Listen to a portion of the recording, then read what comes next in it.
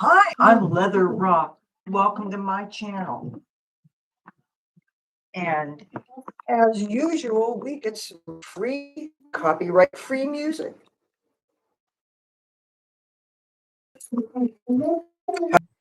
It's like the same shape, dimensions, lengthwise that a screen might be if you have a 16 by 9 dimension screen, except it's right in the middle and it's this way instead of this way. So anything requiring me to have access to the very center of my screen, I cannot see. Like I can't see my face right now, but if I go over this way, I can.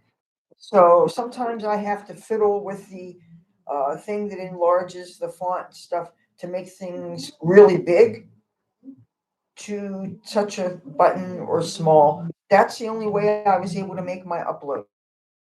Uh, but I wanted to go out and play my guitar, but I was told that they're cracking down on people who don't have mercantile licenses, and that would cost me over $300 to do that. What am I doing? It's a live stream. What do you mean? What am I doing? If I tune into somebody's live stream when they're on YouTube, I'm not going to ask them what they're doing. They're live stream. Since it's a Saturday night and I live above a series of obnoxious churches and stuff, what do you think I'm doing? I'm suffering. I'm suffering because of a bunch of brainwashed people that are renting out spaces to make money and sell dreams for something that happens after they die. And meanwhile, even though the books that they believe so much, they talk about loving your neighbor as yourself and being your brother's keeper, they missed the memo. I'm assuming your neighbor is also the person that lives above your church, but we don't count. I just found the aura mask, but it's obviously not here in the stairwell. But I do have it. I was thinking about you.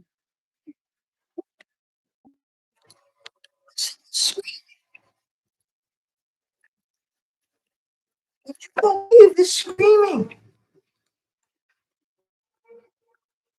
Oh boy. And yeah, hopefully Wednesday I will get somebody to help me. Really, I hope it's not. I'm assuming it's not affecting. Okay, you can't see it because the picture I took, there was a thumbnail for this. It didn't obscure the picture, but I saw it when I was taking it.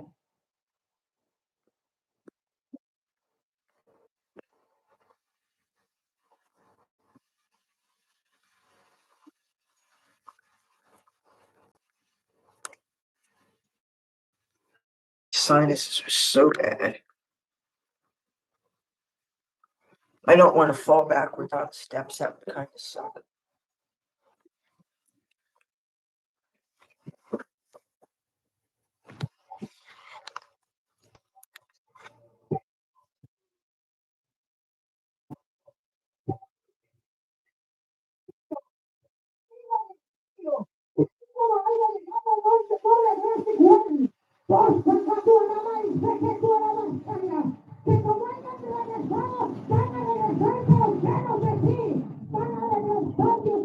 Oh, I spend as much time as I want here in the stairwell because the other person who lives with me is out of town and he won't be back here until after 2 in the morning. He's up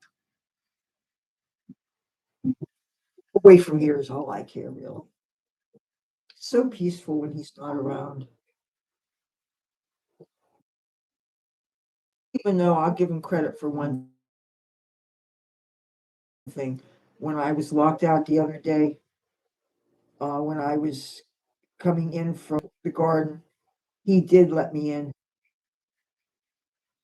So, because it's easier for him to go downstairs and open a door than for my mother. It takes her forever to get downstairs. She really is very slow. She's in pain constantly. And now she's telling me her excuse for not washing any of the dishes in the kitchen. The kitchen sink is piled up dishes you guys have seen, and I've had some people make comments about why I don't clean. Like I have room to do any more work around this house. I can put on a mask, but I'm not in the room where the mask is. Okay, let me show you where I am right now. I am in a stairwell. See this? I do not have anything on except my clapboard and the tissue that I'm using to wipe my nose with. Okay. Now down here, I can go down here. Whoops, I just dropped my computer. That would not be good. Now, see this? Not down here. I'm not where the mask is. The masks are in my room studio. But because I want the stream to be treated to what I have to live with, you'll see the mask when I go back up there. I hope you guys can hear this. This is what we have to live with. I don't know whether I should invest in little Bluetooth speakers to make my computer. When I try to play videos on this computer at 100, it's really, I couldn't drown out this noise.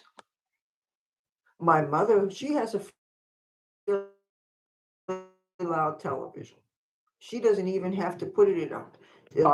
And every station seems to have a different volume. Right now, she discovered a new channel. It's a CBN, Christian Broadcasting. They have a channel, which I'm not surprised. And right now, we're running old Bonanza episodes. She loves her cowboy movies, her cowboy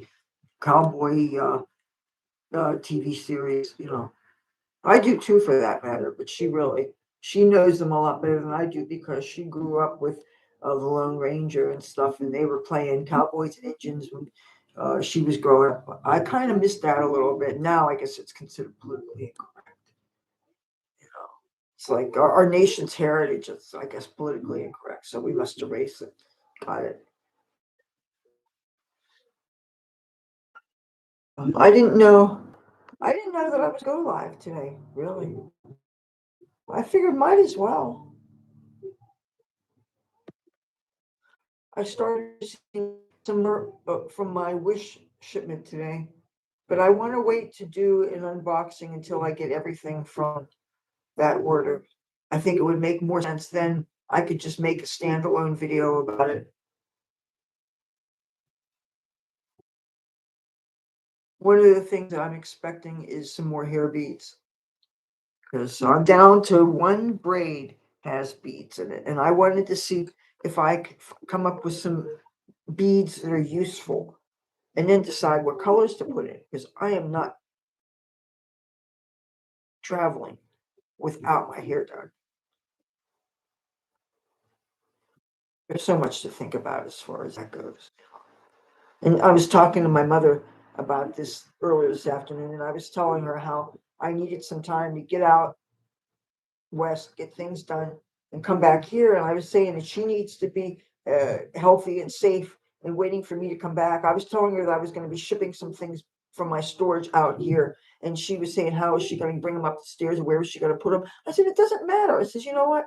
If the storage rent is more than the family can afford, and if we can't afford to pay these bills anymore, then I have a few options. I can just stop paying it completely. Then, after a while of getting some late notices, which of course will make my credit have a ding on it, then they will just get rid of it, sell it, auction it off. I will lose my things forever. Okay, we could do that.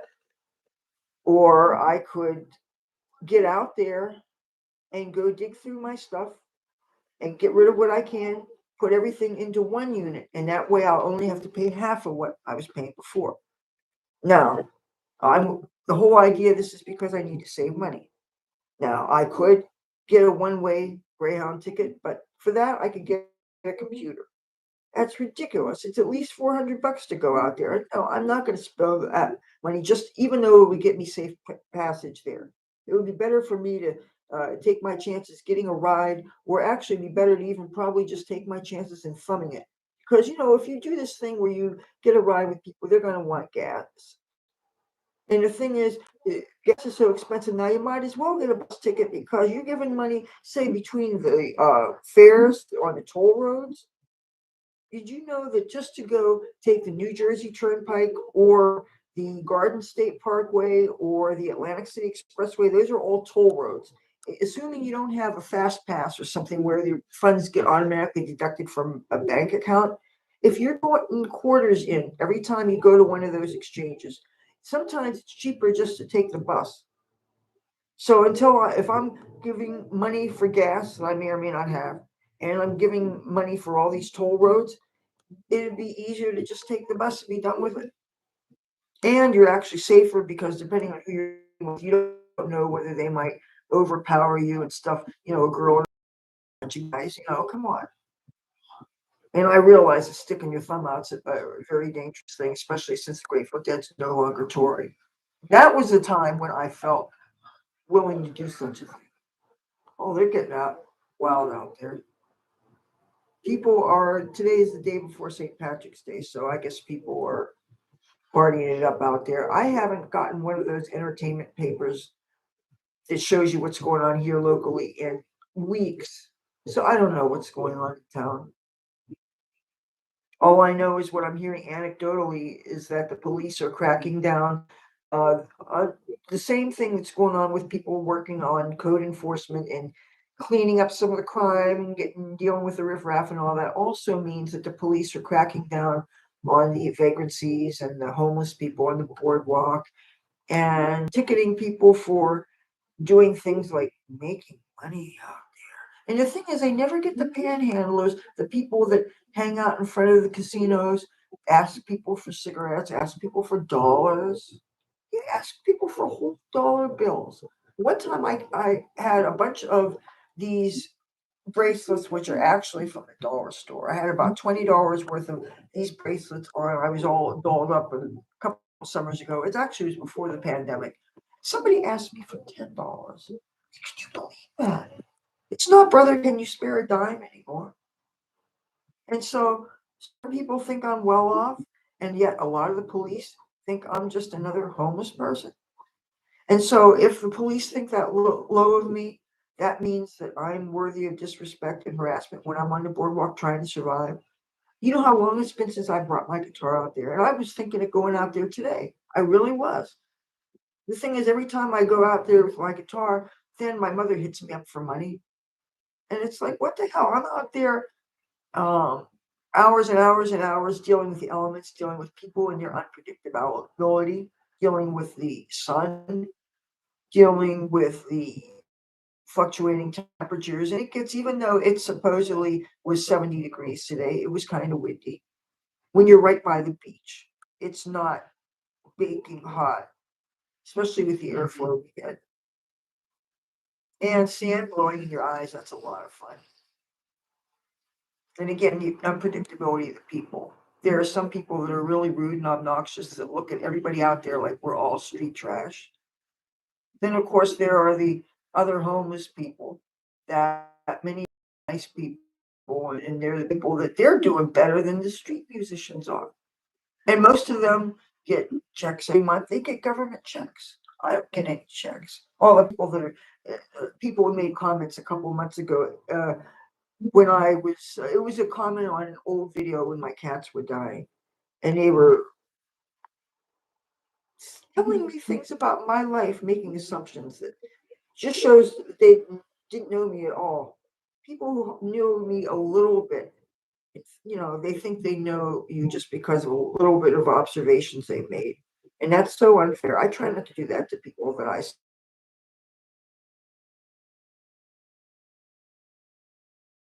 knew about your life, knows your life better than you. But people don't think about that. So it's another Saturday night. And I really do wish I could have gone out there with the guitar. I'm thinking, okay, so I go out there. You can't relax and enjoy just playing because you're always looking for the cops.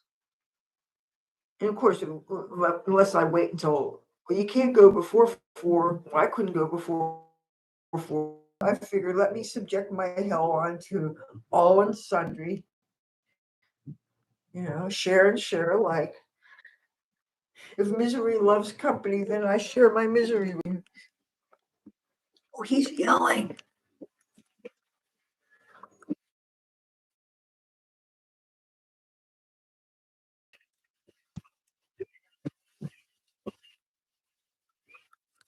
Yelling.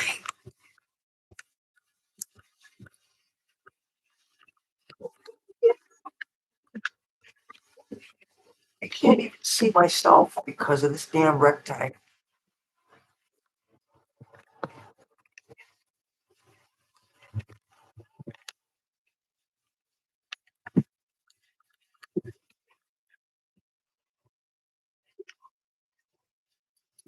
It's like he's ready to give a human sacrifice or something.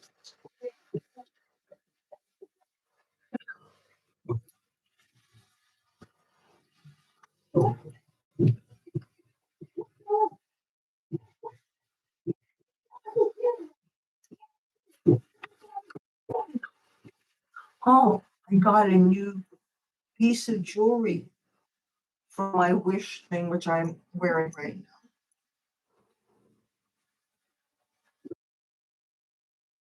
It's the pentacle of Mercury. Mercury, the planet Mercury.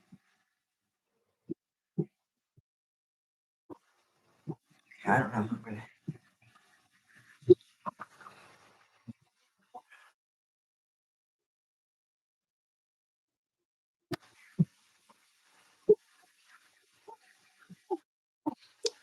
In it's very, very little inscriptions. At each point appears to be uh, either a planetary symbol or a Hebrew letter. A lot of times with these pentacles, they have Hebrew characters on them as well as planetary symbols. Yeah, it's planetary symbols in between each point and Hebrew characters inside, and the image is on both sides. And what I'll do is I'm going to consecrate this on the day and hour of Mercury, since that's what you should do to activate them. And I got this because Mercury is a very, very useful planet. Mercury governs communications. Mercury governs travel.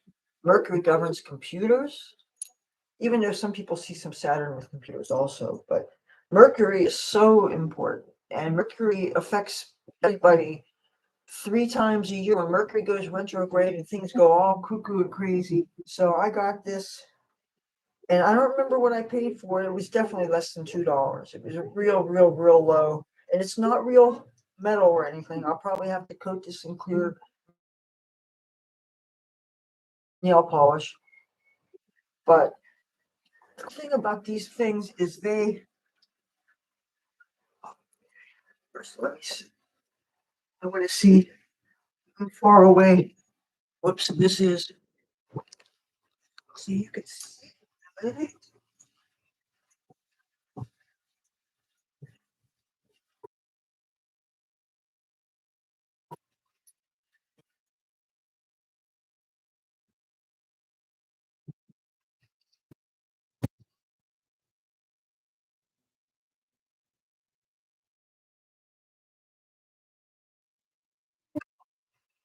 Don't forget.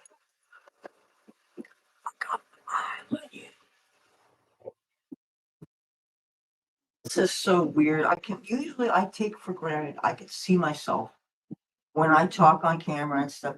And with this thing here in the middle, it's really, thank you. Double my special Spanish church bell where they have to yell and scream and blow the trumpet. That stuff.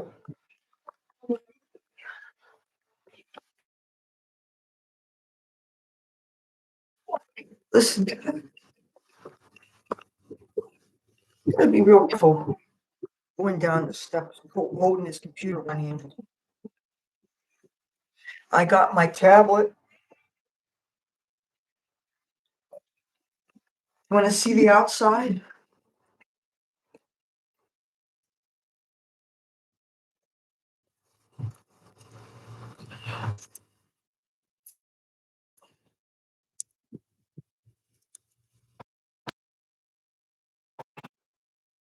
Just enough to. Mikey Tron, hey. This seems so scandalous. This is a Saturday night, and unfortunately, the street is known for unsavory female activity of a street nature. And from the time I was 11 years old, I have endured creepy people asking for hugs and offering different things involving monetary exchange and sexual services. And 11-year-old little girls are innocent and shouldn't be talked to like that. So, love this. No, I don't love this. Chandelier, hello. I just realized I'm saying your username wrong. I've been calling you Shonda, and that makes more sense. Chandelier. Uh, this combination of the best eyesight in the world, and I don't like putting in those reading glasses because they just rip my hair out too much.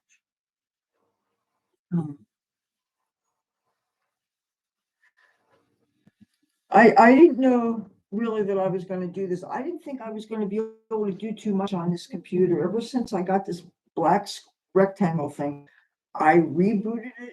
I did the mandatory Windows update. I did a virus scan.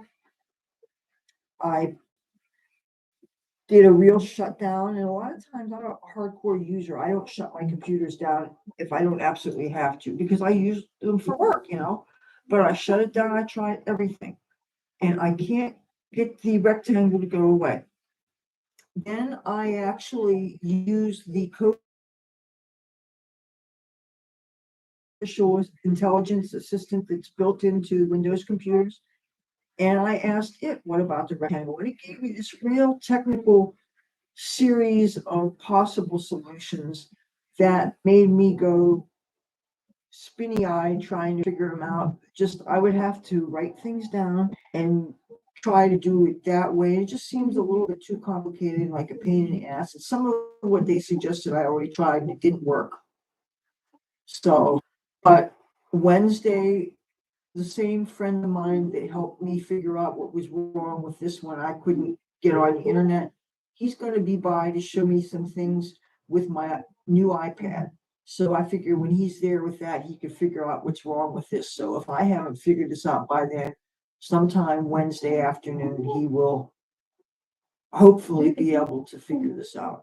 And then he could show me how to work the new tablet, because I have a new tablet that just arrived in the mail yesterday, and it actually has an instruction book, but the instruction book is in such badly translated English. I handed it to my mother, because first of all, the letters are like a micron big. They're ridiculous, and at least she, with her glasses, she could see better. And it was very broken English. And she actually didn't understand certain things it was referring to, like about I wanted to know where you put I have 128 gigabyte memory card to put it there. And I wanted to know where to put it in there, because then I'll have something that I can really do some filming with. The more devices you have, the more things to film with, to create content with. Then if something happens to any of my devices, then they go on to Fritz, or something happens, or I drop it out the window, or some shit happens, then I can still continue to make videos. And also it'll be nice to have littler things that are more portable, that I can maybe not feel so exposed with my electronics if I'm out and about. Or say I'm running around in California. What if I'm sleeping out on the sidewalk and I don't want to be mugged?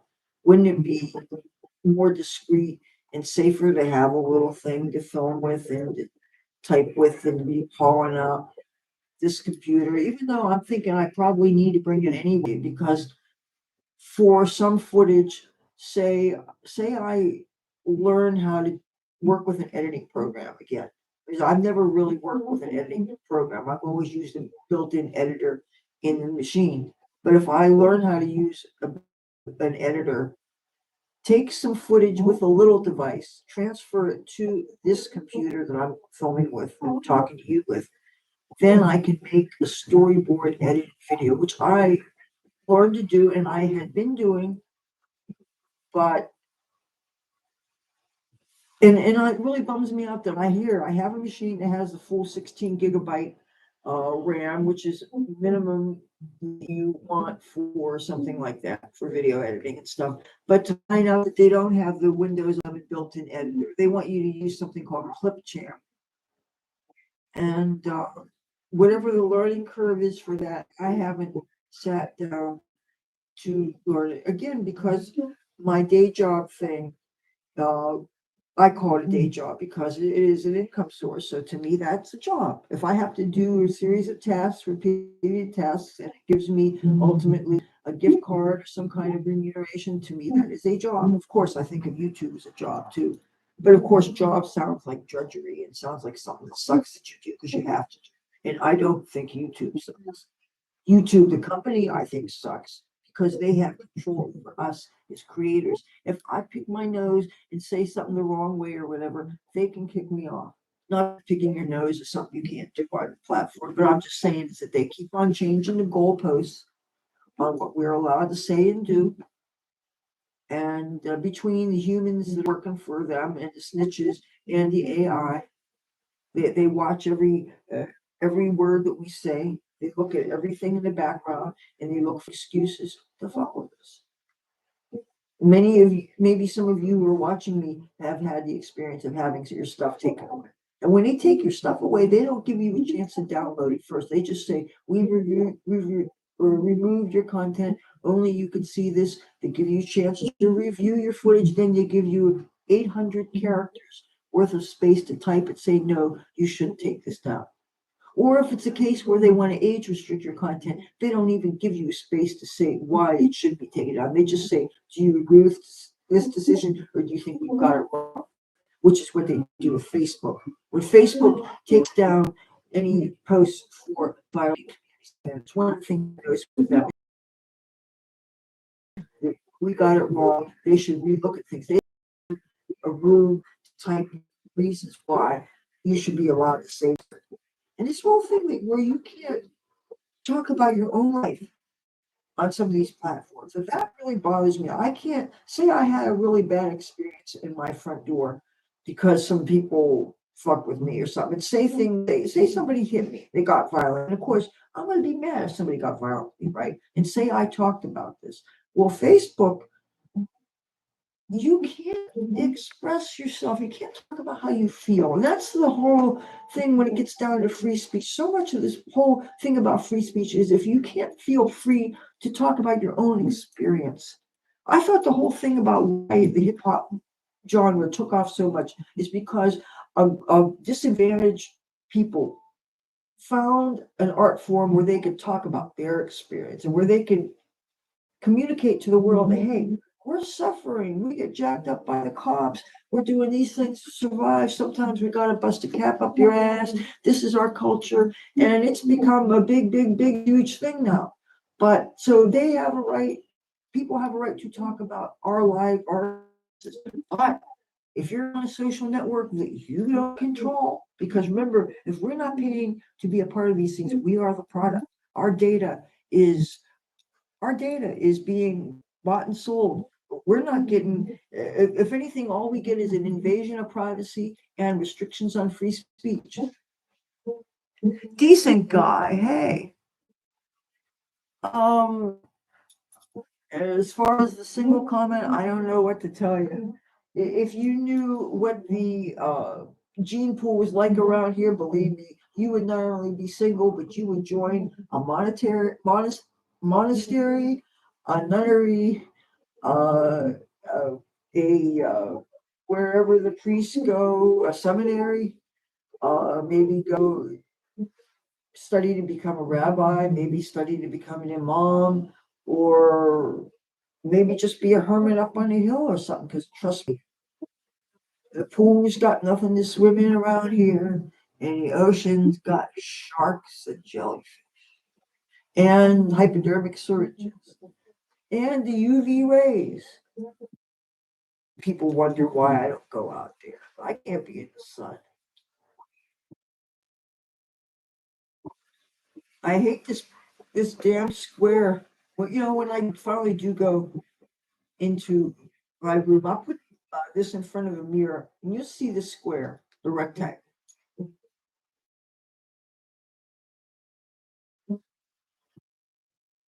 I was hoping that I could just do a search, find out what was wrong, and make a real quick solution. I don't want to be reading an article that has so many paragraphs with one technical chore to do and another, and typing in these specific commands and do this and that and this and that and this and that. Already lost me.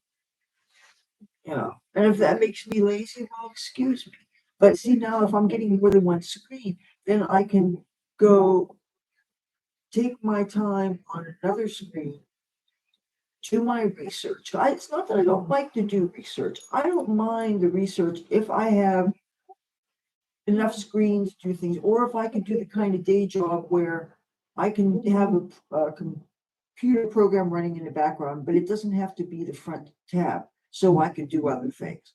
Like I was doing the surveys where you talk about your experience, you answer all these questions, you're answering questions, you're answering questions, and eventually, if you're lucky, you get a gift card or something, or PayPal credits, which we have to be careful with the IRS about PayPal.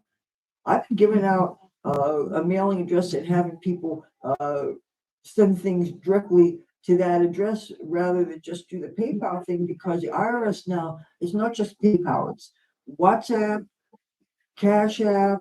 No, not WhatsApp is I guess it's a mystery thing. Cash App, Venmo, PayPal, so many of these other peer-to-peer payment things. If you make $600 or more in a calendar year, the IRS sends you a form, or they send you a form.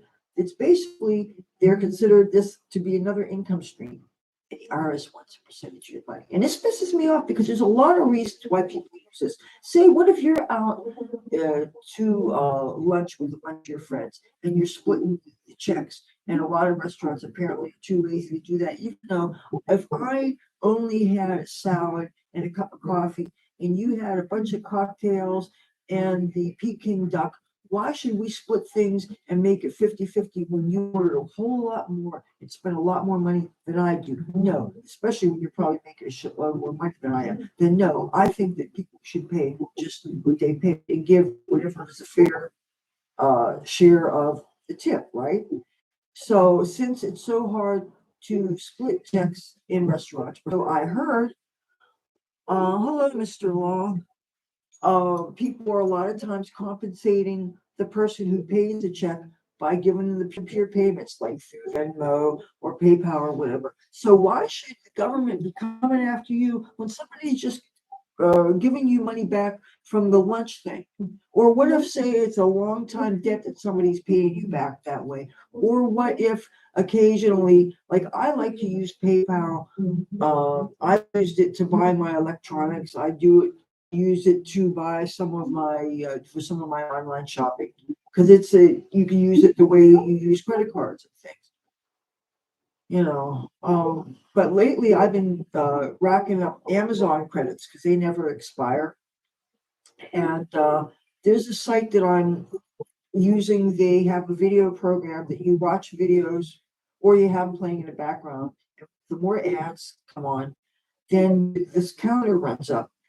And there's things, the site's called Loot Up. Um, I think he may have been in my chat room a week ago or something. I think. Some days there's like 5, 6, 7, 8 people whose name I recognize. Some longtime viewers of mine. Some people I met through Dumpstar and his channel. So I know I do these unpredictable hours because I have to do it when it's convenient. Like right now, I wouldn't be doing this if the person that I live with was home, because he'd be coming in and out, and this would be an obstruction for him, and he would probably say something rude, and yeah, I like it when all you guys come in my chat room. What I don't like though is when people talk behind other people's back, talk about how this person can't be trusted and this person's not nice and this and that stuff. I mean, I could see if it turned out to be true, then yes, I would certainly want to know. But when people who act like they're friends when they're all in the same room or the same chat room in real life, but then when you're not around, say things mean about each other, that's not nice. Like I said, if it's an absolute true thing that needs to be said, that's one thing. But so many times people are just lying about each other. And I wish they wouldn't do that. And plus, I figure if they're going to do that to those people, how do I know they're not going to do that to me? I don't know.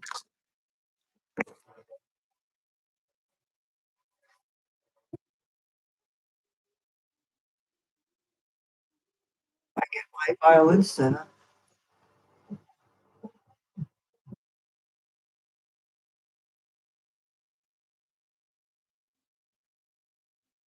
The bridge, I don't know if it needs to be glued on or what, but professional setups cost money. And then until you tip the person, uh, I have one instrument that's total working order, meaning isn't missing any string, and that's one of the acoustics. And I don't understand, okay, if I'm kicked off the boardwalk, even though they don't kick the troublemakers off the boardwalk, where else can I go where the cops won't fuck with me, or I can still make some money? You know, I don't think I'm gonna bother bringing the acoustic guitar back to California when I go out to deal with my storage. First of all, what happens when I start breaking strings? Even if I bring strings with me, changing strings is a pain in the ass. And say I don't know where I'm going to be sleeping, if I have to sleep out someplace. Having a guitar take up room in your sleeping bag with you, because I have to keep my bags down at my feet when I'm sleeping so that I don't get stolen or ripped off. And I've had friends who play guitar out here, uh, of course, maybe they're drinking problems and they fall asleep drunk. They wake up, their guitars were taken. So if that can happen here in Atlantic City, that could certainly happen in California, where the district attorneys are not pressing charges, not making people post cash bail when they catch them doing things like the carjackings and the looting. When you break a big glass window and you steal the merchandise from a store, that is looting. They're calling it smash and grab. It is looting. It's a serious thing. This is a symptom of a breakdown in law and order. Businesses, why should you dare to take a chance to open a business if people are going to do that? If you have these organized mobs of people doing that, that should not be the cost of doing business. It's not fair. I mean, as it is, business people have to pay all these permits for taxed up the ass. You have all the stresses. And because of the increasingly higher minimum wage, the cost of your employees, and you have to pay them all the benefits if you want to do things legally.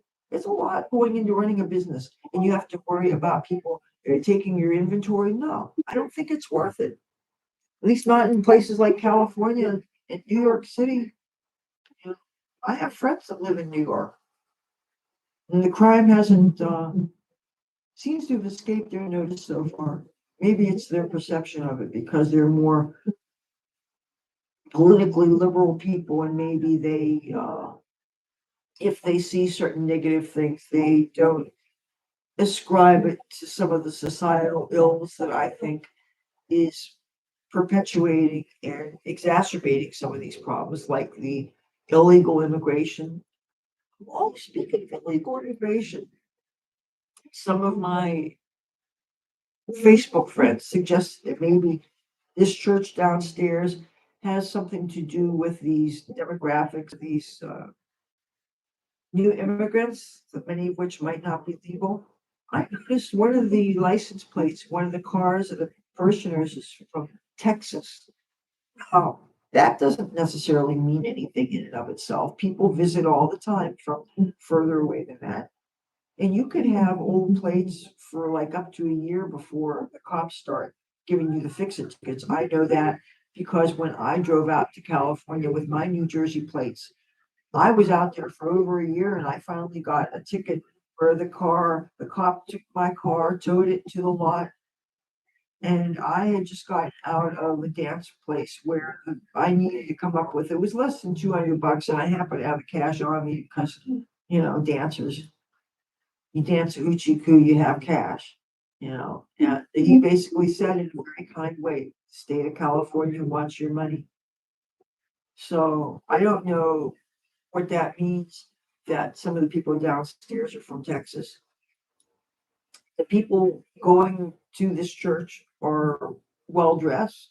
I'll tell you that. They're not homeless people. Some of the children that are downstairs are wearing nice mini dresses. I don't know that it's quite warm enough for a mini dress for church, but hey, it's not like they were tarting it up with garter belts and stockings or anything. They were still kids. But still, and I guess kids can get away with wearing shorter dresses at church.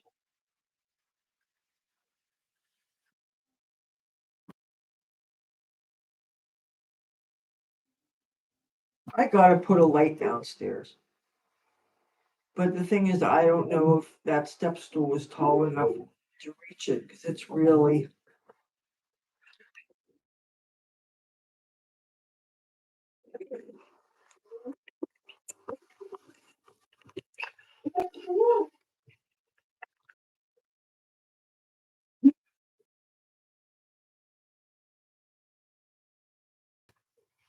See up here?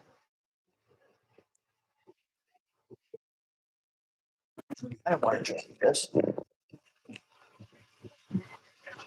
That's where the light bulb needs to. Am I okay? Well, I am living above this church from hell. So you tell me.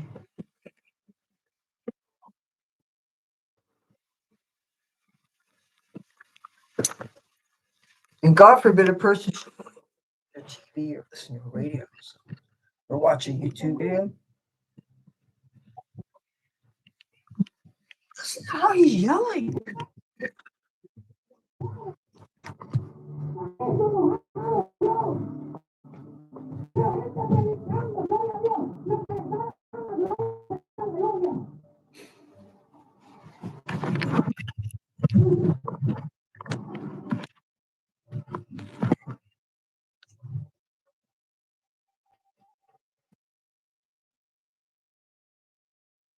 Oh, some people sometimes in the chat replay, they want to see close up of my jewelry.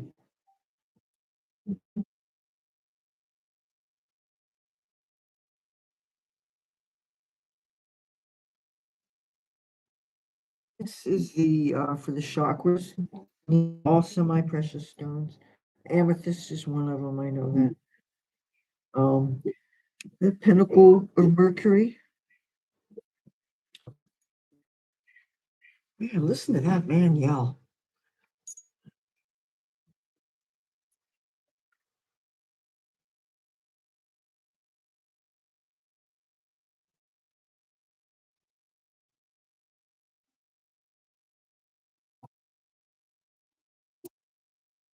Many nights.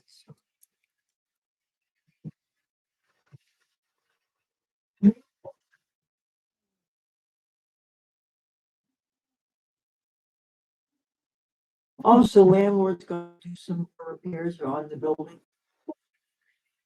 We're having problems with the doorknobs and found more cracks outside.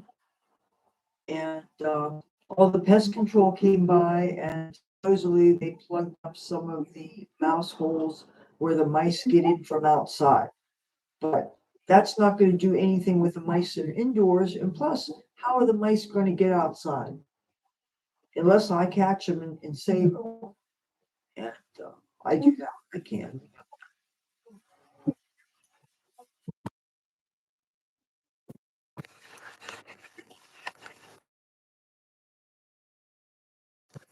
It is now 9:14.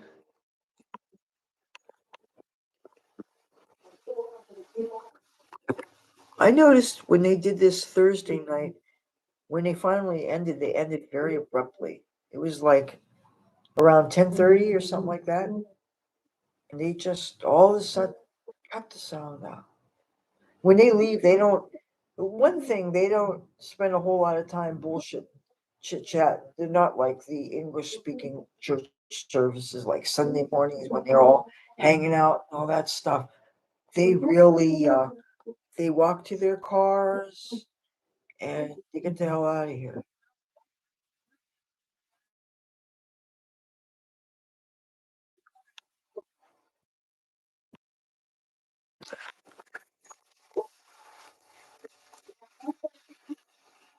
I almost hate to go back indoors. I mean, I'm indoors, you know what I mean. It's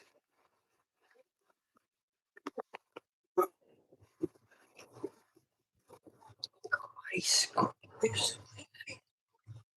Why do you have to scream so much, dude?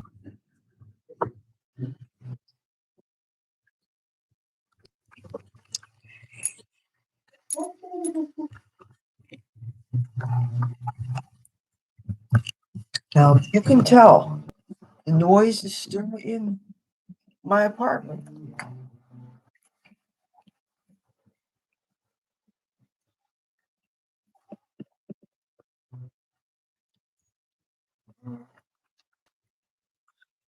This pisses me off. You know, I don't abide by that statement. Oh my God, they sing so bad. Listen to this.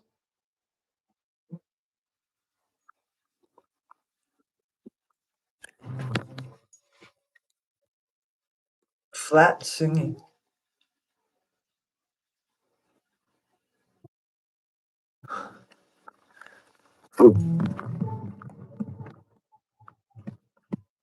Shameless bastards.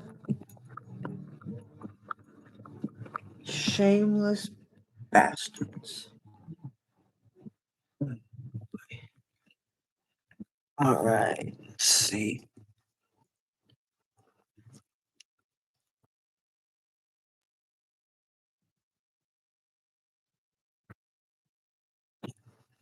Where do I put this?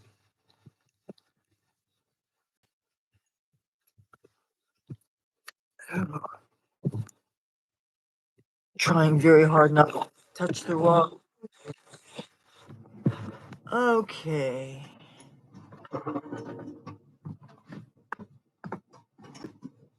So, and as it gets later and later, they're going to be bringing things down toward this end. So, because that's what they do.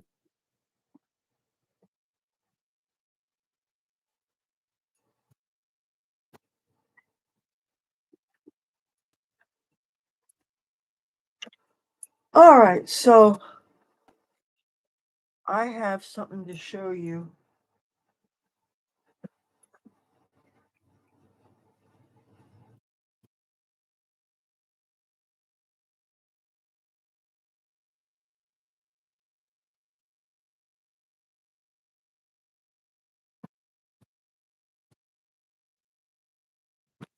What? I'll carry the computer into the kitchen. Easier to do it this way. And yes, I'm doing this deliberately because it's the best looking part of this disgusting kitchen. This is the brand new tablet that I just got. It's supposed to be a kitty tablet. Look, it's got a built-in. And so I have this. I had that iPad 4 and I have this computer that I'm filming with. Assuming I learn fairly quickly how to use those devices, I'm trying to think. I want to set this down someplace. Oops. And I have to be so careful where I step because I just. Yeah. I'm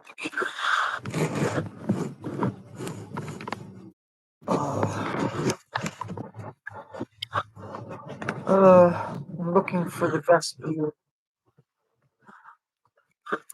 There's no good view here. You know what? I'm not going to do this here. I'm going to bring this back into.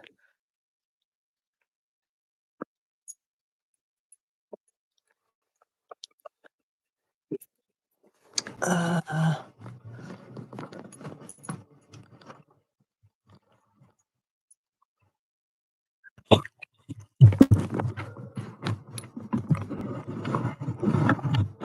okay.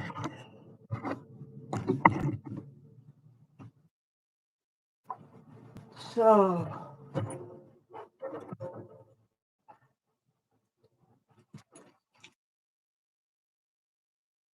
so these are the beads that I got.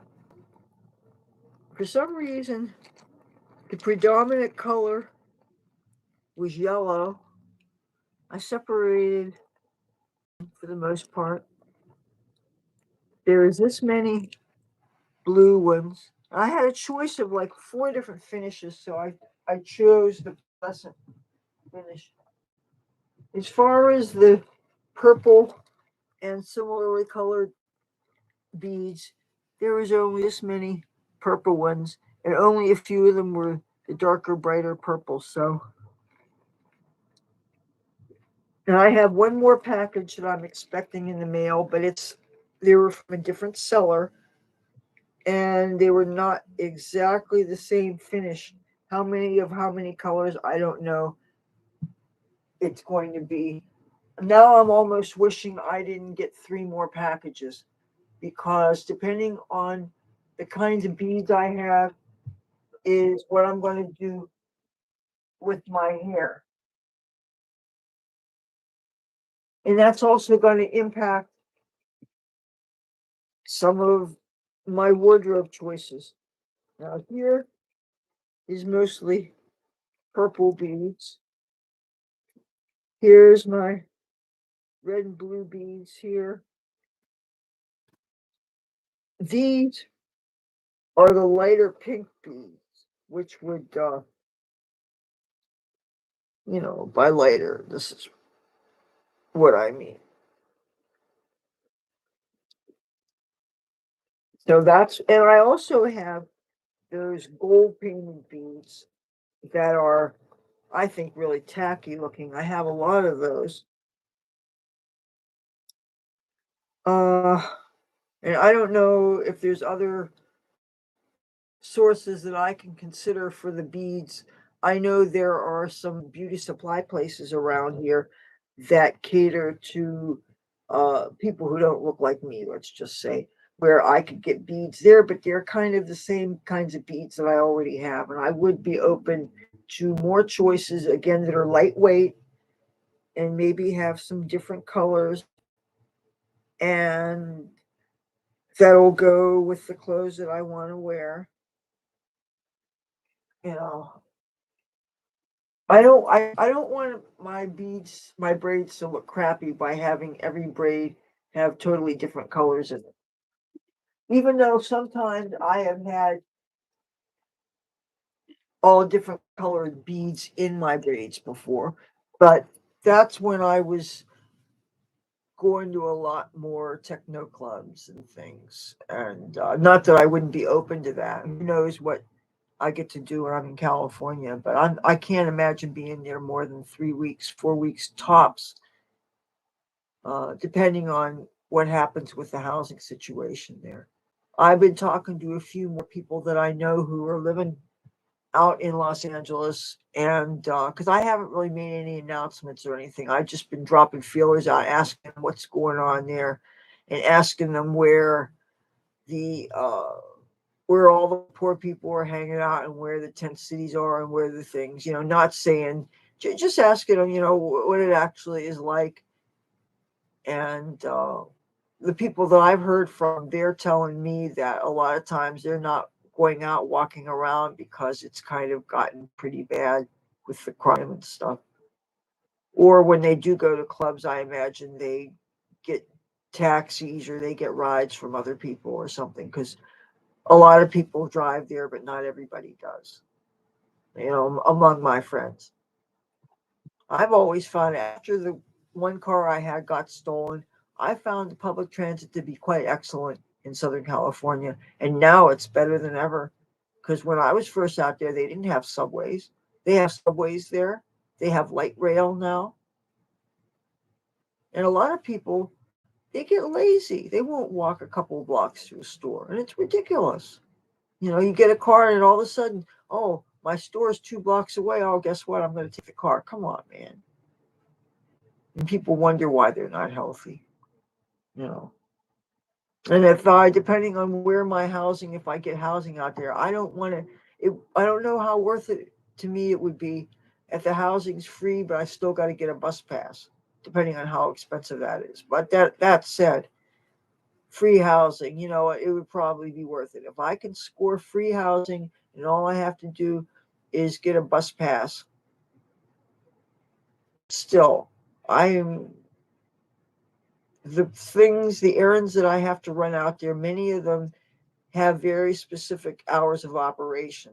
So it's not like my storage. That only is open 7 a.m. to 7 p.m. So and yet there are 24-hour access storage spots, but that happens to be the one that I got. And when I got it, it was convenient for me at the time because I was escaping a bad domestic violence situation and I wanted to protect my possessions. I think if you have to, if a situation has gotten so bad that you have to leave, you shouldn't have to leave all your possessions behind just because you have to physically get yourself safe. I think sometimes it's better to suffer a little bit more while you're protecting your things so that you can get out, have a plan, get out, have your things. Not good, Dan. Hello. How are you doing? Oh, let me see what you're doing. I looked for Garfield the cat. I didn't find him today.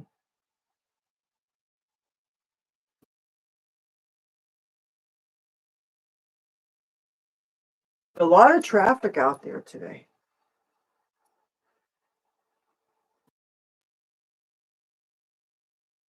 See, this is what I like when I see lots of people in the chat room and people know each other.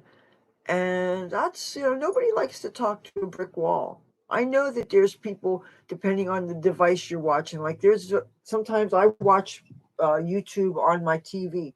And when you're watching on a TV, you can't comment unless you're using two devices and stuff. But those sleep affirmation videos, the subliminals, I'm very big into the affirmation and subliminal videos.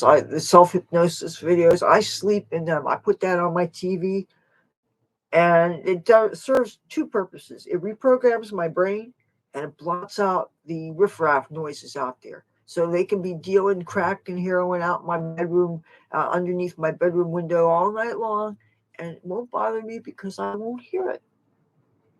They can do all kinds of whatever shenanigans, and if they don't disturb me and mine, my mother, she turns her TV up real loud.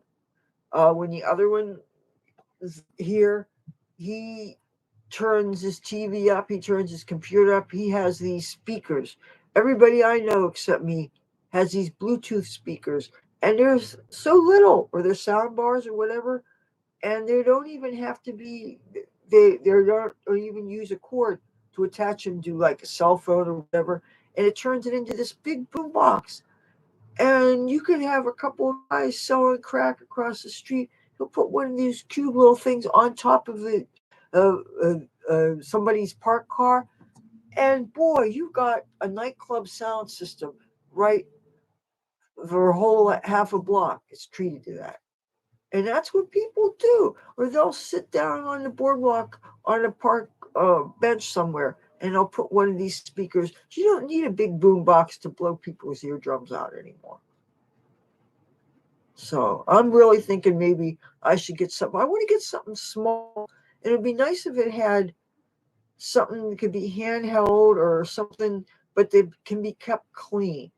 I don't want to be investing in a bunch of heavy electronics, especially if I don't know if I'm going to end up on the street or something. The last thing I want is even more big possessions. But if they're little things, you know, and it'd be great if they could be attached to uh, electronics by way of USB or something. I've never done any of this Bluetooth stuff, even though I know I have the capabilities with this machine. But I like the idea of having uh, louder speakers and stuff. Hi, Char. Drowning out some of this noise, you know. Oh, and another thing I would like to do with the little microphones that I have, I'd like to see if I can make the you hear the cat purrs more, because I think it sucks when I can't let you guys hear when I got Garfield here and he's purring and you can't hear the purr. I wish I knew where he was today. I'd like to know where he goes when you don't see him. How many, if there's anybody else that lets him go inside, and if he's loved by other people, why he hasn't been scooped up, you know. I would love to, when I get that school bus, take him and just leave town. Because, I mean, if people cared for him, all these feeding them and petting them and all that stuff, and I can understand maybe if people love him, maybe they live in situations where they have a bunch of other roommates and you got to answer to other people and they maybe put their foot down and said you can pet them outside but we can't have any more animals, or maybe people can't afford where they're living and they're about ready to be kicked out so they can't be bringing animals in or something, but still so many friendly animals that should not be outside. And plus, what about traffic, you know? And you got some of these cars that are all electric and so the animals can't hear the motors, and you always got to worry about getting hit by a car.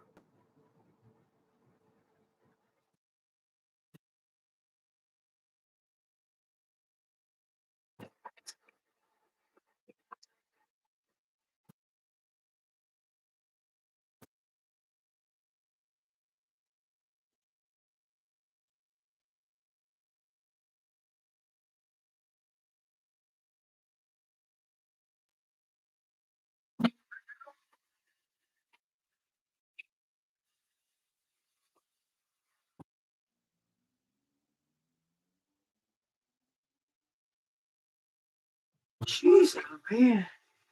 Yeah, my friendly neighborhood drug dealers are out front, way behind me. Oh, one of them left a roach out there. I don't have any more weed.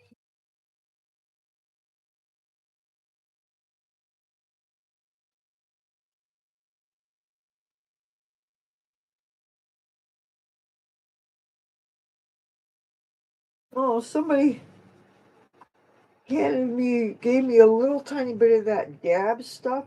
This tiny little jelly like thing. But I don't have a dab rig.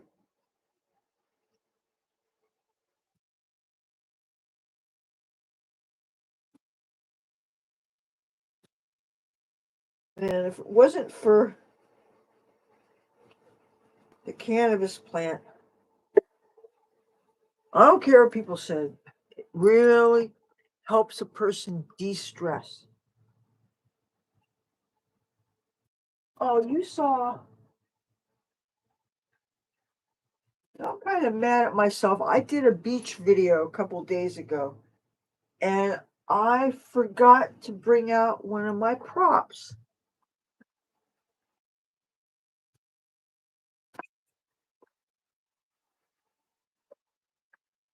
Oh, Amir, if you're still there, look what I found.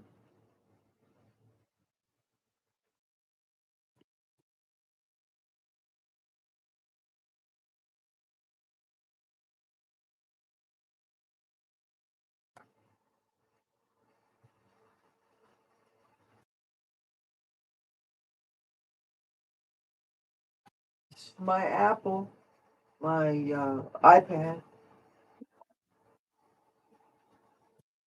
Nice to have electronics that I knew how to use.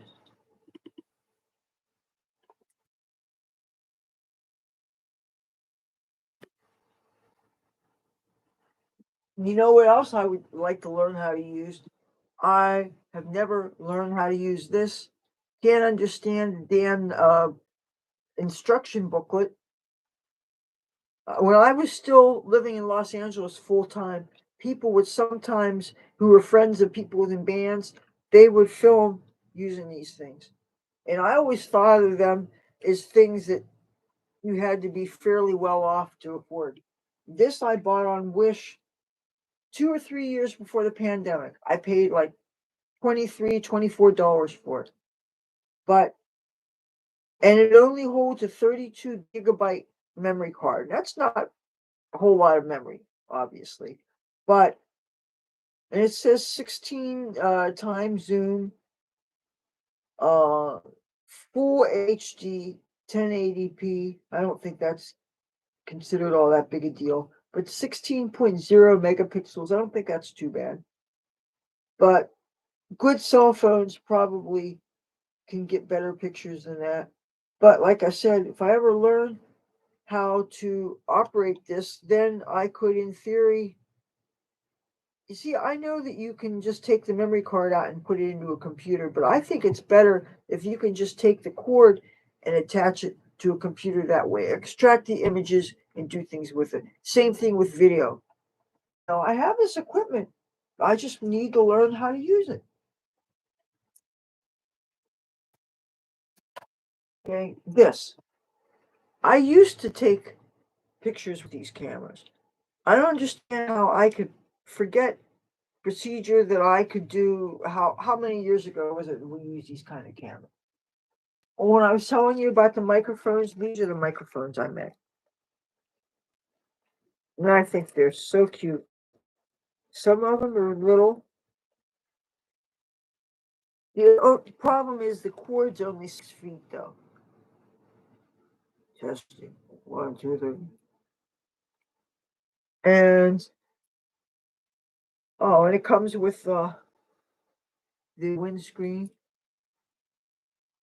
Also, in that tech bucket, I have two little lavalier mics, but they also have cords and they're only 6 feet.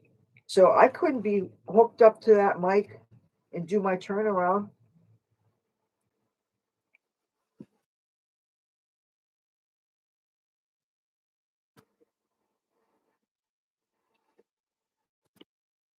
Uh, these are the only earphones I have. And make sure to keep them accessible.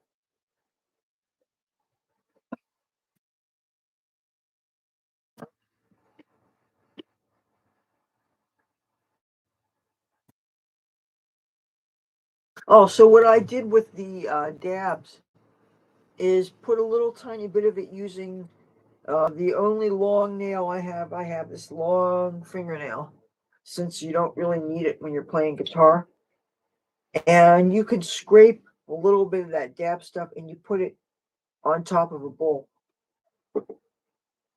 Oh, I know what I'm going to do. I'm going to light a candle and I'm going to bring the candle back in here. Okay. That's what I'm going to do. So I'm going to be right back.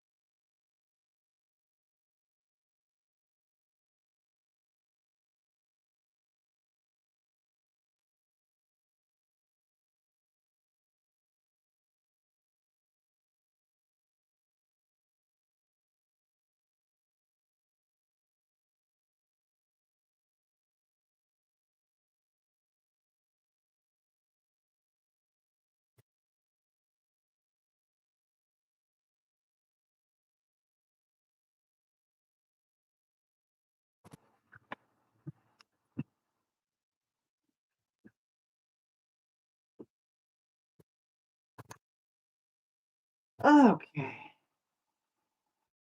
Children, look away. I'm grown up. For all I know, I might be a little bit more grown than some of my audience. I don't know. And if I have to watch TV and watch all these people drinking, whether or not I'm triggered by that, whether or not it affects my sobriety, nobody cares. People are living their lives. So I'm a free American and I live in a legal state. And I'm going to avail myself of this right.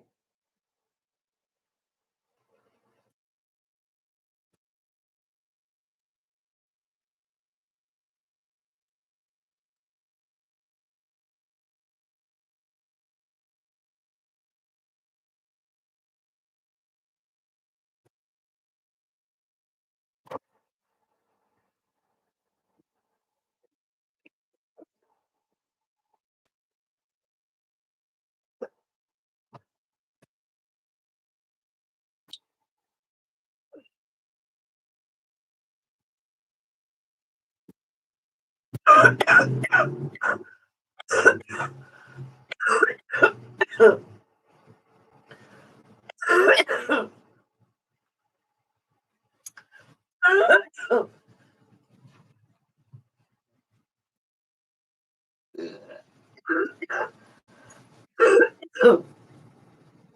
high class.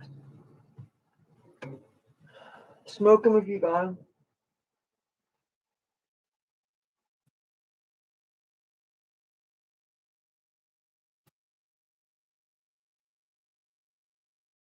This was the last I had. Well, actually, no, that's a bit of a lie. I got a wee little bit of this really crappy stuff that I'm going to actually share with somebody who maybe is a little less discerning as far as their cannabis taste goes, and who I still like as a person and want to share something with. I think that we all feel the need to not just be takers in life. You want to be givers, you want to share. And not everybody has the same taste in life. Some of us are very happy with ramen noodles. Other people, unless it's a fancy restaurant meal, they're not interested. Some people are happy with a peanut butter and jelly sandwich. Other people, they want sloppy joes, or they want cold cuts, or they want something else.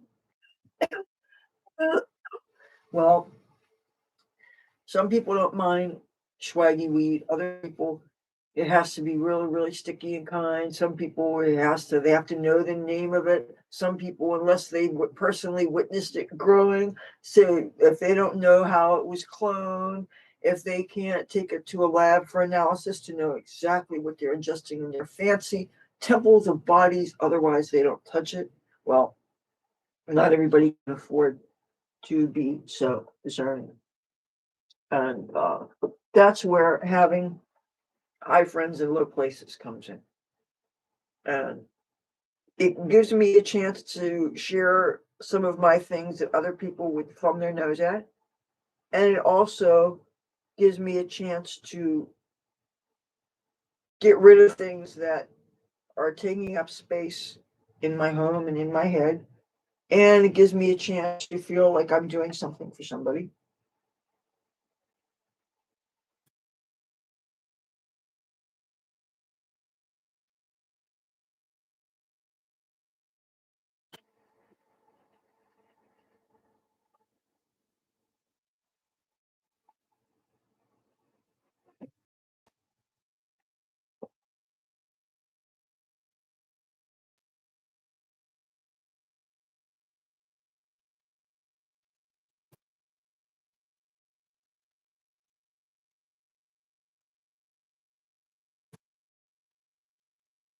Thanks, Jinx. My mom's pretty good. She's watching TLC. Oh, she had been watching uh, old Bonanza episodes on CBN, Christian Broadcasting Network. I didn't know that they had. I know they have a network, but I didn't know they had shows besides like the 700 Club and stuff. But if they have some good cowboy and western uh, TV shows,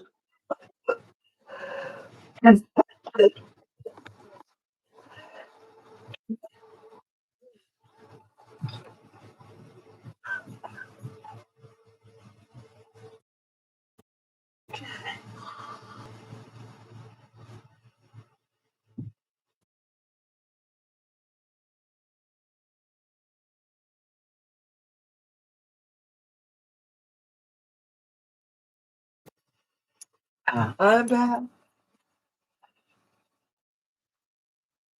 Uh, Here's a picture from a magazine of a place in Hollywood. I remember when I used to take disposable reel film cameras to this place. You had two kinds of developing. You had the kind where you drop it off and you got your pictures in an hour, and you got the kind where you waited like a week or two and you got it back. And of course, it was more expensive if you got it in an hour. But anyway, one time, they had a little studio in there that was big enough for a very small a band, a four-piece band. If they were close to each other, they could do rock videos in there, and you could have a few people when there's a live studio audience. And there's the man who wrote the song "Born to Be Wild" by Steppenwolf. His name is Mars Bonfire, and Mars Bonfire had written and he recorded a song called "Mad Venus on Wheels." And I was not a song. I don't know if this is an old song of his that he had done a remake of in the 80s, or if this was a new song that he had written then. But anyway, I knew this girl through this dance place that I worked at. And that's how I got to be. She was a backup singer and dancer on this video, and I got to be one of the backup dancers. And anyway, I never heard about the song since. I hadn't really heard anything about him. This is just a memory that I had. But anyway, it was shot at this place. And this is the corner of Hollywood and Highland. This is diagonally across the street from Man's Chinese Theater. And that neighborhood is all walking distance from Hollywood proper. And again, if I was staying around here, I could run a lot of my errands, and then all I'd have to do is take a bus to Burbank to go to Central Casting and take care of business over there. Because they gotta fix my name for the records, so that all my future checks go out to Leathur Rokk. Hello, it's not rocket science.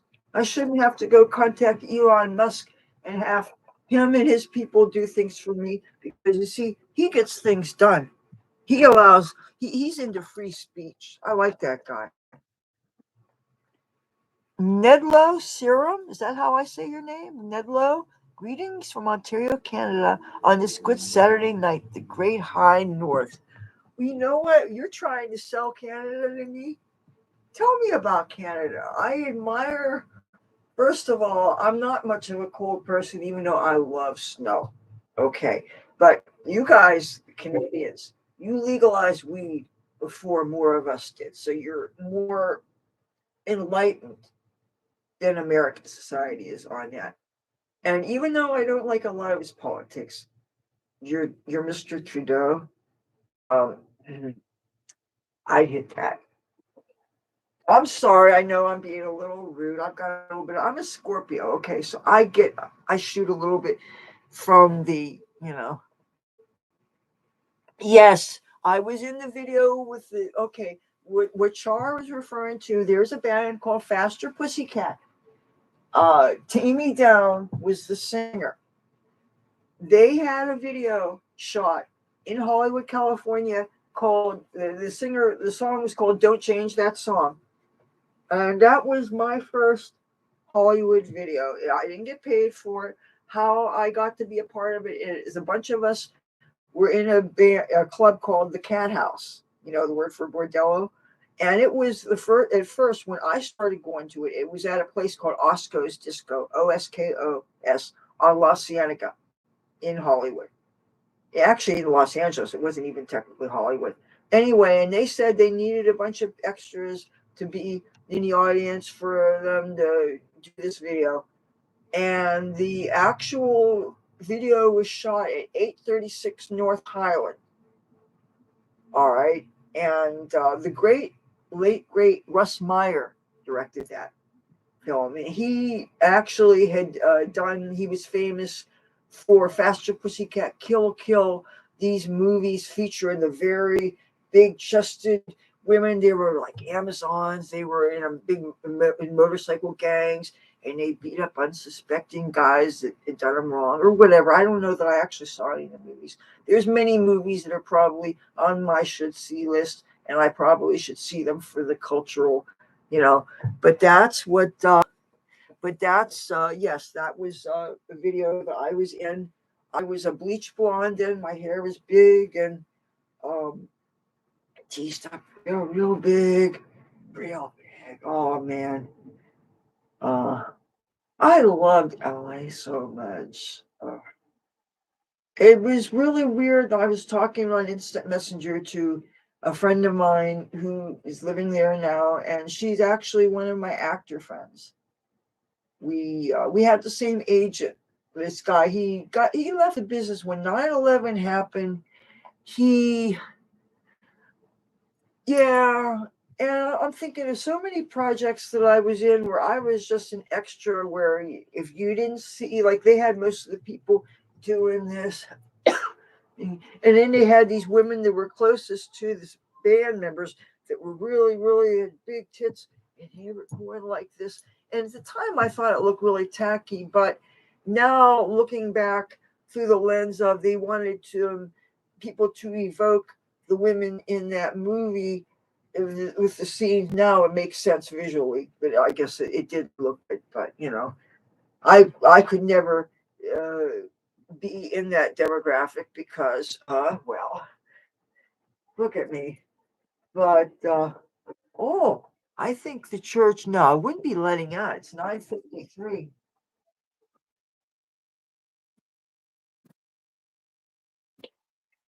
In a few minutes, the church will let out because it's but I don't hear much now. But if I go down there, I'm sure I'll hear things.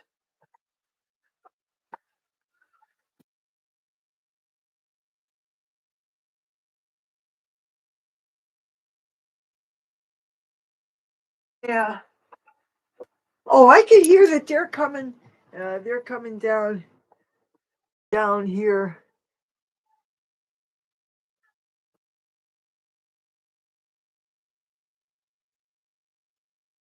They're really. This is a real well dressed crowd. These church people.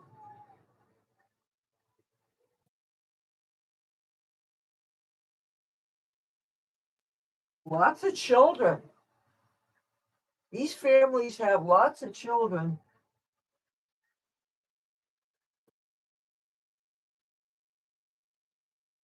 The little boys don't seem to be as well dressed as the little girls. Like I'm seeing T-shirts with boys, and I'm seeing dresses that I guess could be considered church dresses for the girls.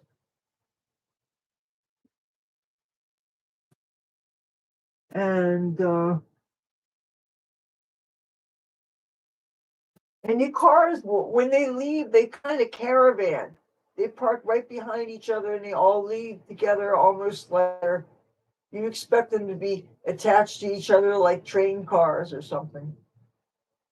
Okay, the one is going,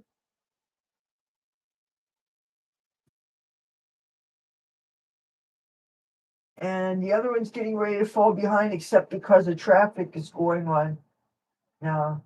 He's waiting for as soon as this taxi. Then you watch.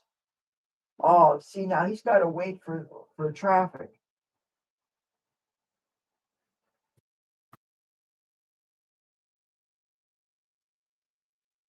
Oh, and then meanwhile, another one of the church guys is across the street over there. And then after these guys leave, then the drug dealers and their customers will fill the parking spots. That's how it is around here. This is weird having church traffic competing with the nightclub and whatever traffic.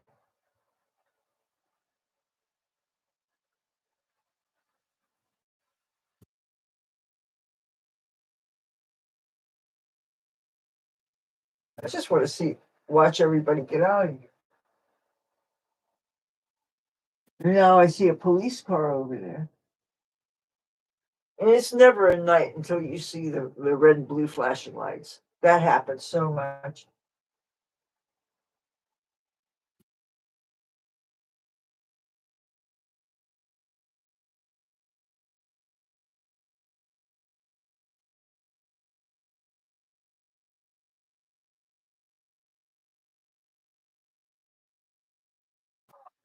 I hope he's not just idling his engine and fucking consider that pisses me off in the most way.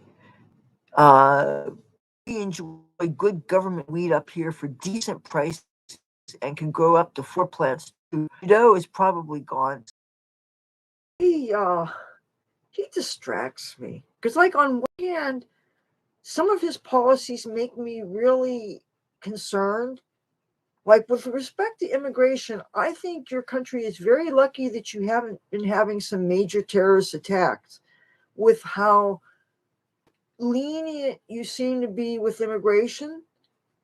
I don't know with the 90-day visas when people get married and stuff how it is with Canada, but it seems to me that, like, okay, take for instance, say you got a whole bunch of people wanting to immigrate there from some Islamic countries. And I don't know how strict your vetting process is or whatever, but I remember for a while there when we still had Trump, Trudeau was, I think, trying to encourage us to bring in more people and trying to guilt trip us or where. I don't remember. I'm trying to paraphrase. I'm not trying to, especially considering that I find him hot. And so, but I know that that's neither here nor there. Obviously, you don't vote for people based on their attractiveness. I happen to uh, not be blind, and but if he had anything to do with your cannabis legalization, I think that is wonderful. Some things I can't wrap my head around, such as legalize uh, the euthanasia. I can't get by that. I'm sorry. Even if a person thinks they have a right to die, I don't think people should be able to kill their pets. I don't kill my animals, so I don't think. To me, taking a cat or dog into a veterinarian to be put down would be like me taking my mother to a doctor. Say I took her to Canada and say she said, "Oh, I get too many aches and pains. I know that it's legal in Canada, assisted suicide. Oh, put me down, please." I have a problem with that. But you know what? Not my body, not my choice, right? You can look at it that way. I'm a pro choice person, even though I'm a Republican. I cannot imagine how any government or any church, any religion thinks they can tell a woman what to do with her body. If, say, you are as responsible as can be, take birth control and everything, and it fails anyway, and say you're in an abusive relationship, or say you were raped or incest or something, and some government wants to go and tell you that you can't abort, that makes me sick. And when we lost Roe, I was so disgusted. I didn't think we could lose Roe in our lifetime. And yet I still support him. And that really bothered me for the first 6 months or so we lost Roe and stuff. Um, but so that's obviously a terrible thing. But we're getting more and more legalization, uh, and but not on the federal level though. That's the thing is when it's not federally legal, you have to worry about uh, transporting or just going from state to state. I'm on my way to here. this place I got to get through here, there. Say I'm going to California, my jitney or my school bus because the jitney's not big enough. And say I want to visit friends, different places, and I got some friends in Florida. Well, even if I didn't know anybody in Florida, I want to check out Key West anyway. And plus the villages, if not for the fact that you got to do all the mowing of your lawns and you got to keep it so clean and stuff, I don't know how I could possibly be able to do that. Plus the thing is that you have to be a certain age to live there, and yet you're owning property there, and you've got all these rules and regulations, and if you have friends staying over, they can't be there more than 30 days. But there's so much to do. That's the thing that's cool about the villages. But the what if you have a bunch of friends that are younger than that, and then would they want to be in that environment? And that's the thing, is that I don't like the whole age restriction thing. I would like the whole thing like that, except with more intermingling of different ages, you know. But yeah. Oh, oh, see, now being a little bit joyful.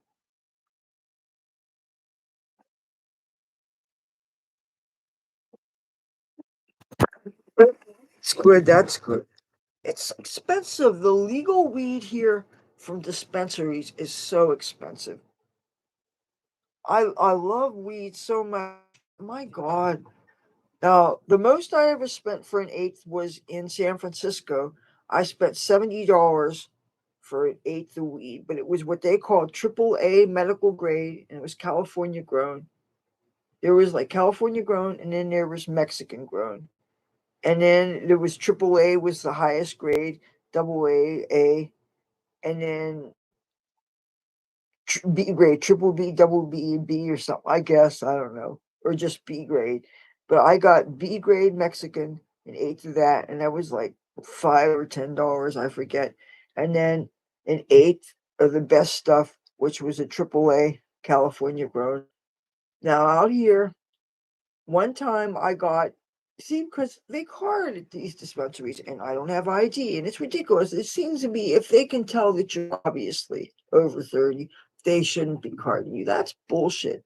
If they're not going to card me at a liquor store, and by the way, I haven't drunk alcohol and it'll be 20 years in November. But still, if somebody needed me to pick up a bottle for them, I could do it.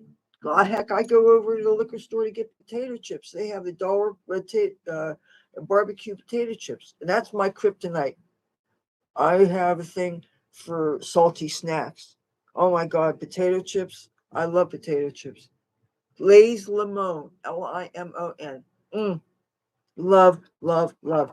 I have, speaking of potato chips, I have a coupon for this coupon good for any Frito Lay product. Look, and now this one's $1 off. Save $1 when you buy any one Frito-Lay product. And Frito-Lay owns a whole bunch of companies now. They own Cracker Jacks. They own Grandma's Cookies. They own Doritos. Who doesn't love Doritos? They own Tostitos. They own Santitos. Those are the tortilla chips. Uh, Real big bags for $2, or was. I don't know what the price is now. The Roll Gold pretzels. Roll Gold is good pretzels, but so is Bachman's. I like my salty snacks. So, and the thing is, a lot of times these expire on New Year's Eve, but no, this expires 9/30/2024. So this expires in September. So, uh, uh, last time I was at 7-Eleven, I remember they were having uh, so-called sale prices for the Frito-Lay products, 2 bags for $6, and now it's like 2 bags for $8. Chips went expensive.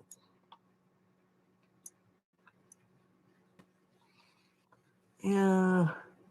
Oh, salt and vinegar chips. Oh, there's a brand of potato chips called Martin's that only some a little tiny. They have these little tiny mom and pop stores here around that are like not much bigger than, well, they're just really really small. And I hate it when stores don't have price stickers. It drives me batshit. There's this one Spanish store that I've told you guys about this before. They play. My mother used to like me to go there and get the meats because the meats were good, fresh, but I thought a little high. And this was 2 years before the pandemic. First of all, there's no such thing as reasonable meat prices now, unless you're getting it from a food bank or Dollar Tree. Meat is not reasonable for the most part. Well, maybe depending on where you're living, I don't know, but sure isn't around here. But anyway, they play this real catchy music. Some of it would be the kind, I guess, with the mariachis and the harmonies. Ay, ay, ay, ay, da, da, da. And it would have like the waltzes, da, da, da, da, da, da, da, da, or the real fast, da, da, da, da, da, da, and just real catchy. And there I am in the aisle looking at the tuna and oil. Like they have all of these tuna and oil, which is something I love so much. And they'll have the sliced jalapeno peppers in it, or jalapeno peppers and sliced vegetables, which are usually thin sliced carrots and maybe a few sliced onions. And it's in this tuna and oil. And it's not just the 6 or 7 ounce cans, but the like 10-ounce cans too. And tuna and oil, oh, to me, you put that over steamed rice, that is sublime. And also, I love the sardines in oil, especially smoked sardines in oil. And this particular Mexican store had a lot of fish in oil. The only thing is, it wasn't very reasonably priced. It was like the tuna and oil. The lowest priced tuna and oil was like $1.99 maybe, or maybe $2.49. That's a lot of money. I'm sorry. Even if you stretch it out by one little can, you could have 3 servings of steamed white rice with the fish on top of it. That is so good. I love that. Or you could put that fish on a bagel too, especially like an everything bagel or an onion bagel. When I was sleeping in my car in Hollywood, I used to be able to get the tuna or the sardines was 2 cans for 99 cents at the 99 cents only stores. That's a chain of stores. It's in Southern California or wherever else in America. But the logo was in a purple oval. It said 99 cents only. And when I was sleeping in my car, I would go to this place, uh, I and Joy Bagels. I don't know if it still exists. It was in a little strip mall on in West Hollywood, and I would get bagels. Well, you can get the day old bagels, like 13 of them for like $1 or $2, and that's what I would get. And you would slice a bagel, and on 2 sliced bagels, there's 4 sliced bagels, right? 4 sliced bagel halves. And that's what a can of either the sardines in oil or the tuna in oil on them. And that would be quite filling, but that would be my lunch. And when you're sleeping in your car, and at the time, I didn't know where the soup kitchens were. I didn't know where the churches were that fed the homeless people because I didn't identify as a homeless person. I was a person who was not proud of this, but I was living I did have a roof. The roof was the roof of my car, yes. The doors that locked were car doors, yes. But it protected me from the outside, it protected my possessions. It was I still managed to have a life where I went to nightclubs. I got myself a holiday spa membership, so I was able to take showers and I was able to work out. And they had saunas and they had the whirlpools. All the saunas and the whirlpools were the best. And knowing that you never had to worry about showers, even though I had the shame of finding a place to park my car late at night and hoping that nobody from the clubs ever knew. You didn't mix your scenes in those days.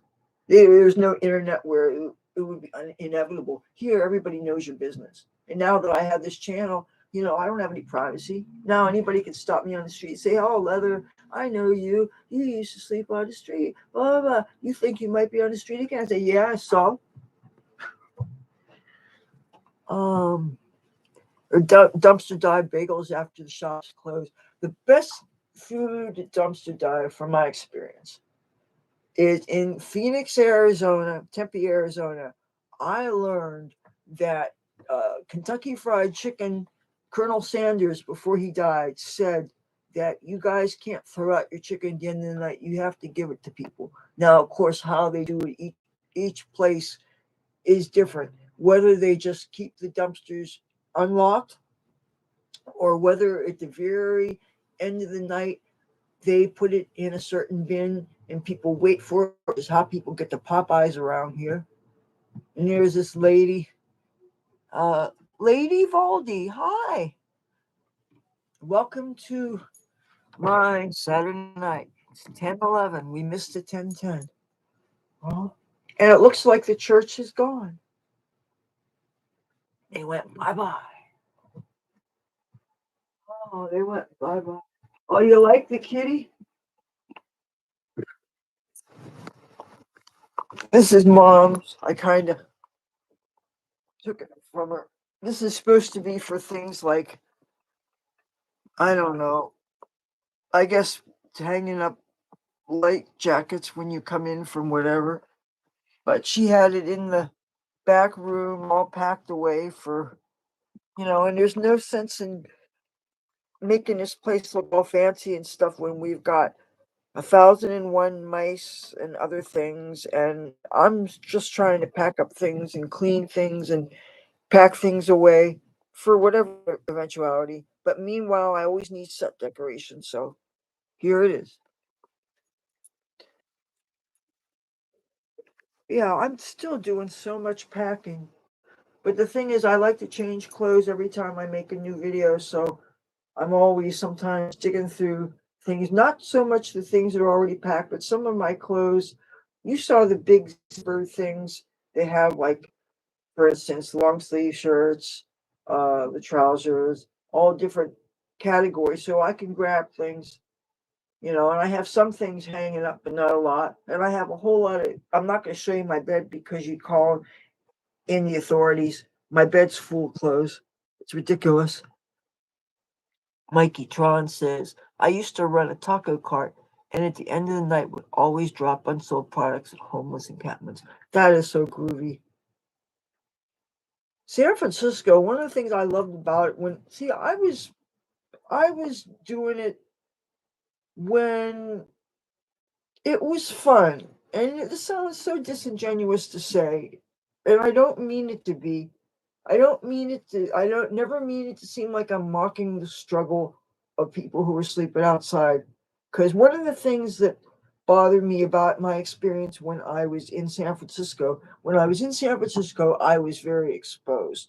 I was literally sitting on an open up sleeping bag with no roof over me on Market Street. There were three slabs of concrete on either side of a fountain, and people were sleeping there. And it was a lot of fun because your neighbors were fun. It was gothics and punks and hippies, and aside from people occasionally drinking and smashing their empties, their 40 ounces on the rocks below, which is what ultimately led to the end of this particular, I guess now you would call it an encampment. To me, it was like a slumber party. And plus, I was still using speed, which meant there was a lot of nights when all I did was write poetry and talk, you know. It was a very meaningful time in my life. Food Not Bombs reviewed their wonderful soups there, and they would get bagels from all these bakeries, all the bread. San Francisco. I keep on going on and on about how wonderful the bread is in San Francisco. I got turned on to sourdough bread in San Francisco, and I learned about grits thanks to my cowboy roommates in Hollywood. And then when I ended up in San Francisco, they have this place called uh, Glide Memorial Church. Glide Memorial Church, if you've seen the Will Smith movie Pursuit of Happiness about the homeless father and his son, they were sleeping on the floor of a BART bathroom. BART is a Bay Area rapid transit. It's like subway, but can you imagine sleeping on a bathroom? a public bathroom. That's one thing. I've been homeless before. I've never slept on a bathroom floor. Um, no, food not bombs. They I will never say anything bad about them. They done civil disobedience actions, of which I did participate in one. The only time I was ever arrested. I'll tell you that story. I did not do anything wrong. It was the stupidest damn thing. They like to do public feedings. And oftentimes in public areas where certain mayors would rather things be more hidden because he thinks it makes the city look bad. And a lot of the mayors of San Francisco had this attitude where they're always wanting to prosecute the homeless and different really grouchy, crotchety mayors San Francisco has had. If I didn't have some brain cell deaths, I could tell you the names of some of them, but they had some doozies. So anyway, they were having a special demonstration in Civic Center Park, and where not only were they serving soup to people and the bagels and the bread and all that, but there was a whole lot of chalk on the steps to the city hall, and they were inviting people to write on the chalk. And I'm going to write on the chalk. If there's big chalk around there, I'm going to write on. So I wrote my name, Leather Wench Rokk, peace, love, and anarchy. And okay, didn't think anything of it. There was different people with loudspeakers, megaphones, uh, talking whatever, and I performed one of my poems. But and then as we're walking through, okay, the crowd's dispersing, right? Everybody's walking through, minding your own business. Then all of a sudden, ma'am, can I speak to you? All of a sudden, click, click, that fast. No Miranda rights. And I was shocked. I'm thinking, how could this be happening? I'm just walking down. And the thing is, it's funny, just in case this happened, I was a little bit not totally comfortable.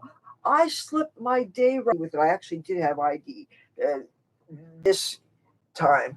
And it had 2 hits of what I didn't know at the time was fake ecstasy. Because you see, I bought X from some hippie guy a couple months prior, and I was waiting for the special moment to, hang out with a special somebody on a rooftop, with the sweet hello. But I didn't know that's what I was buying. Anyway, I dropped it off with a friend. And so it's a good thing I didn't have it on me when I said, may I speak to you, please? And it click, click. And so here I am. I'm in the bracelets. And I'm thinking, oops, what am I going to do now? What am I going to do now? Oh, no, tell me I didn't drop that on the floor. That was not a good thing. What do you do when the cops got you in bracelets? Well, you can't do a thing because the cops got you in the bracelets. And I'm thinking, all I did was write my name in chalk and perform a poem about the FCC and rights to free speech and all that. But it was a real, basically, stupid but harmless poem. The last I heard, performing a poem on the steps of City Hall and writing your name in chalk is not a crime. But what they charged me with was defacement of public property. Chalk, kitty chalk. And I'm thinking, what the ever living fuck? And plus, my mother, my father wouldn't had this attitude, but my mother always had this attitude that either of her children got thrown in jail, don't come calling her about it because she will let us rot. She will not bail me up. She doesn't care. She's basically saying, I'm 3,000 miles away. What do you expect me to do about it? That's how my mother would be, you know. Oh, in San Francisco, because I did a lot of squatting in San Francisco, cops sometimes they would take people and take them in alleyways and beat their asses. I mean, I heard a lot of anecdotal things. I had a cop one time. I'll admit I may have been on a little bit of crystal meth. All right, maybe. And there was this bookstore that was getting rid of their books. A lot of times when you throw out books, they take the covers off. and they throw the books in a pile. And anybody, you see a whole bunch of books in a pile, you're going to dig through them in case there's something you want to read, right? So I'm digging through this pile of books, and all of a sudden a police car shows up and shines a light in your eyes. And I'm on speed, right? When you're on speed, your eyes are real big, and the light shine in your eyes, and the cops can tell that you're on drugs. And these cops are being real dicks, and basically telling me to clean up this mess. And it's like, I didn't make this mess. This store left this pile. How am I supposed to do it? But how do I convey this to a cop that can obviously tell that I'm on something and he like to fuck with people? And you have to handle this delicately because he's a cop and you're not. And I may or may not have had ID with me. I don't remember what the deal was because I was on the street. I was squatting up the street, as a matter of fact. It was in the Castro neighborhood, which, if you're not familiar with San Francisco, the Castro is your predominantly LGBTQ neighborhood, very well maintained. You got these nice Victorian houses, landscaping, flowers, uh, clean. You got coffee shops, nightclubs. It's parks. It's beautiful. I'm not 100% perfect. I mean, some of it is more urban than others. You've got a trolley that runs through there. You've got buses. You've got a laundromat. That one time I got in trouble for plugging in my crimping iron for my hair while I was patronizing a laundromat. I'm thinking, okay, I'm patronizing a laundromat, so I am giving you my money. But because I had my crimping iron in there, I was costing them electricity, and you can't do that, God forbid. So, and I was also using for hair dye magic markers. If you have, especially if your hair dye the hair is bleached out ahead of time in any way, and then after you bleach it, you put your color in. So you use a magic marker, and I would think that they would do a real good job of staining your hair. Chicago has its problems, but you don't need to post bail. Uh, I've heard so many scary things about Chicago, which is a shame because growing up, there's this thing called skip frequencies. Every 11 or 12 years, a sunspot activity happens, and one of the things that happens is it causes you to be able to get long distance AM radio much easier. And I was getting WLS Chicago radio. That's how I got started to listen to Art Bell and Coast to Coast AM, and it would come on at night, like after midnight. And I was like 9, 10 years old, listening to them, and getting into learning all kinds of stuff about transcendental meditation, uh, remote viewing, uh, different occult practices, things things about UFOs, things about ghosts, things about numerology. It was just feeding my young mind, really making me interested in these. Some of them were too also conspiracy theories, also, but Art Bell and what Coast to Coast or Chicago. Art Bell has been dead. I heard about 20 years or something. It's hard to imagine. I remember he started. I guess he was having some real health problems, and he was having George Norrie, who I guess is the current guy, on more and more. Excuse me.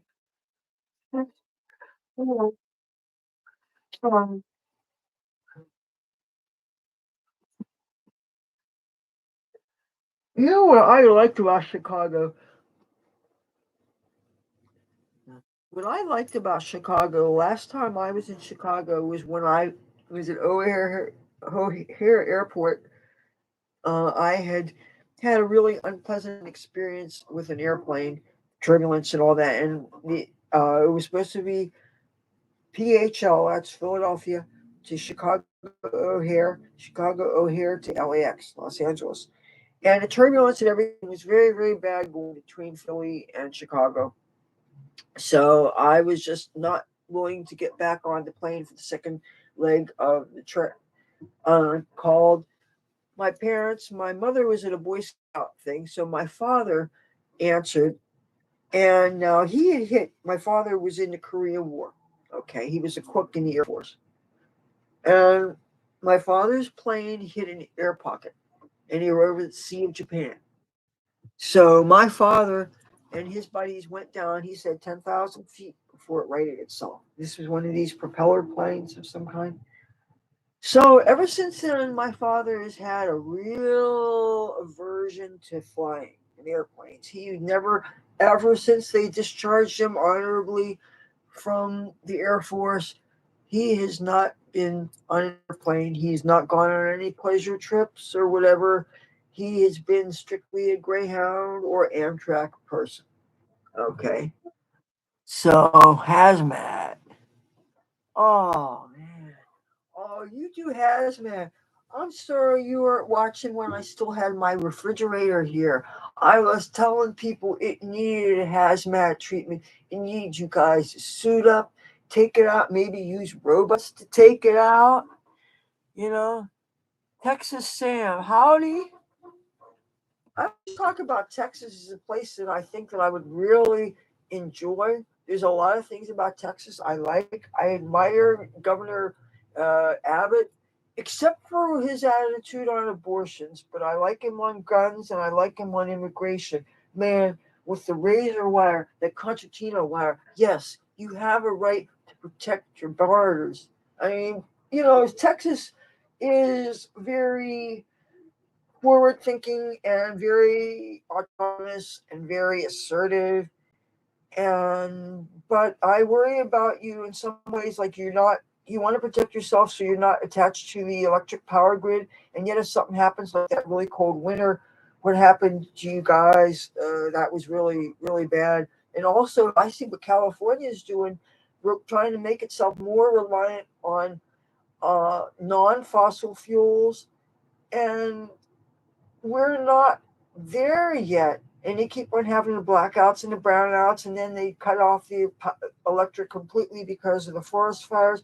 Things are fucked up over there. I don't know. I don't know what the answer is. I think we need. What's my least favorite state? You didn't least.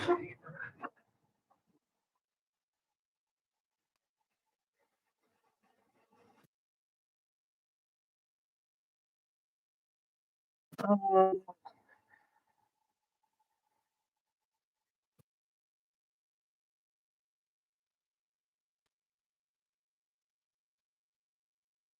Hard to say. Any place I've been in any length of time, I had enough experiences to kind of enjoy it. And I take Greyhound, so I go through all kinds of places. Wildwood, New Jersey. If just a particular city counts, I went there one summer, a couple years before the pandemic, to a record collectors convention. Okay, you figure convention, music people, you're safe to be your rock and roll self, right? And I teased my hair up real big. It was in the summertime, okay. I wore leopard mini skirt, leopard top, fishnet stockings, garter belt stockings, leopard platform high heeled shoes, because it was a record collectors convention. At the convention, I was fine, and it was at the convention center, which or wherever it was. It was the music video, or it was on off of. It was on a pier on the boardwalk. Once I left the convention and I walked around on the boardwalk to go to like a dollar store or whatever, on the boardwalk, I was made fun of mercilessly by these largely teenage white boys, many of whom had piercings. So you would have thought that they would be cool. And instead, they were giving me the "hey, babe, how much do you charge" treatment. And I was only trying to spend money at local businesses because I'm a sucker for 99-cent stores. And I was treated so meanly, and I was made to feel so uncomfortable that I can't walk a couple of blocks without people calling me names and say, "Hey, babe, I got money. How much? How much for?" And saying things that I won't repeat here. things that my mother would be very, very offended if she heard.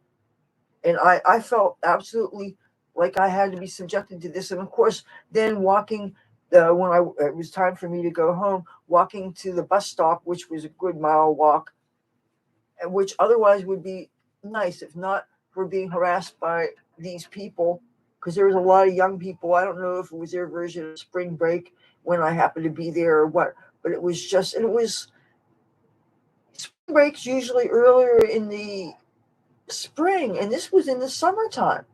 So I think it may have been in August, as a matter of fact, or maybe it was July. I don't know, but still, uh, you don't.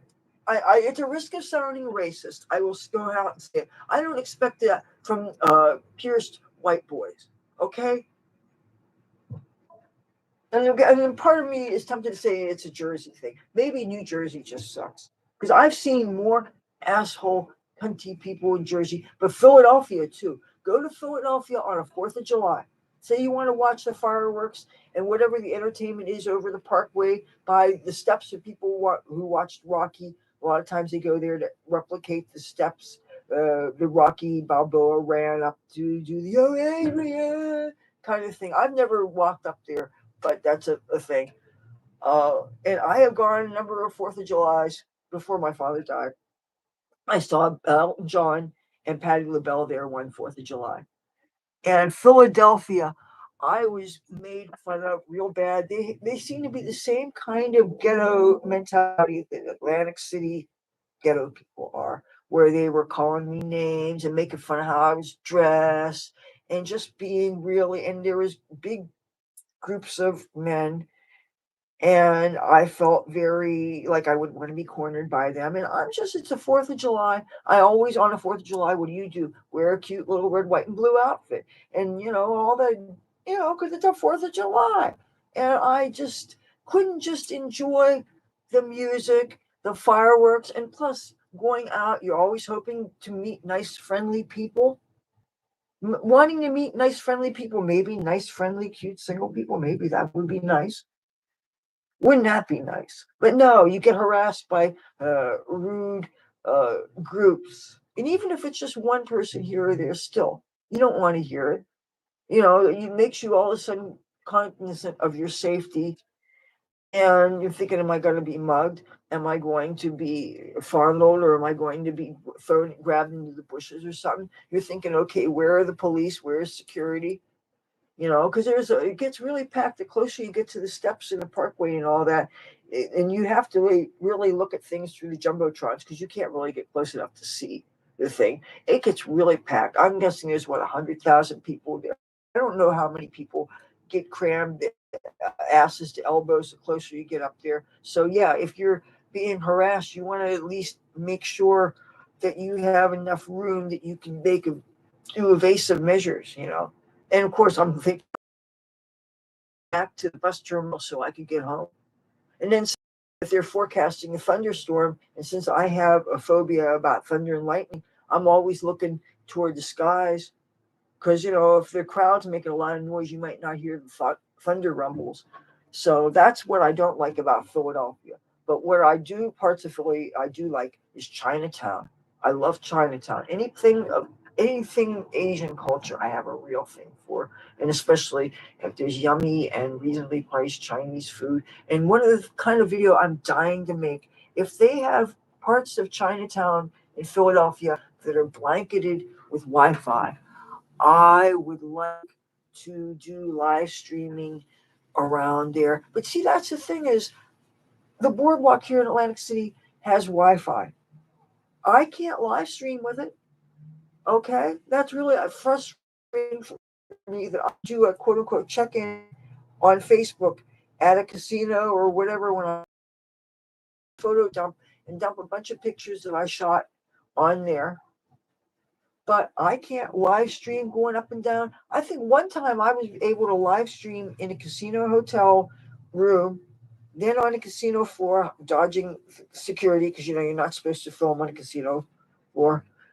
William Glory Hall.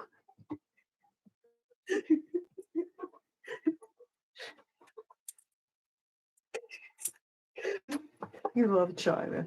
Oh, I have. Oh, what do I have here? I think you would be impressed with. Oh, hold that thought.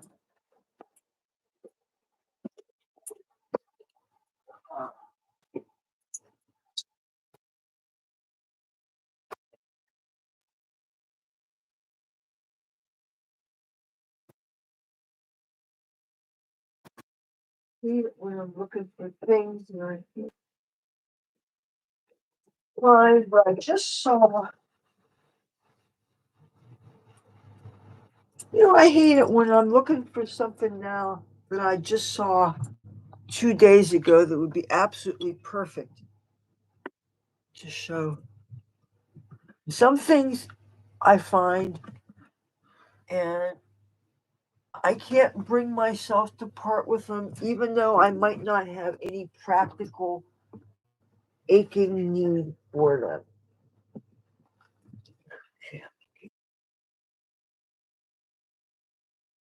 And when I show it to you, you'll see what I'm.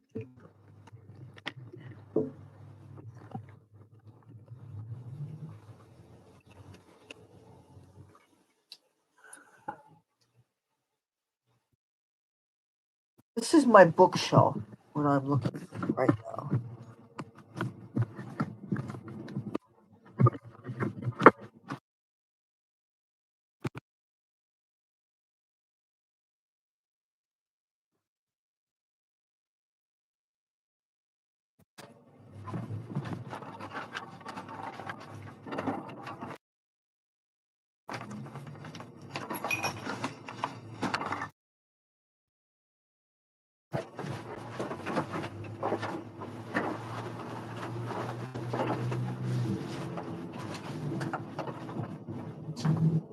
Uh,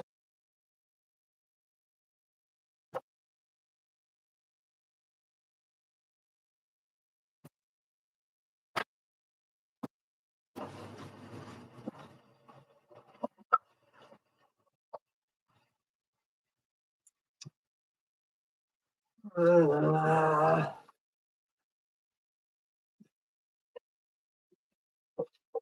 I'm mad at myself right now.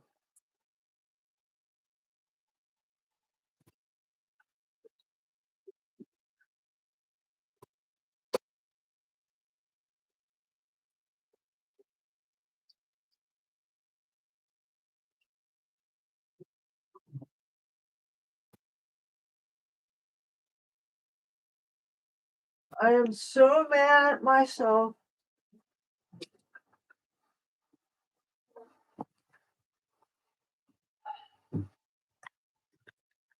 This makes me mad.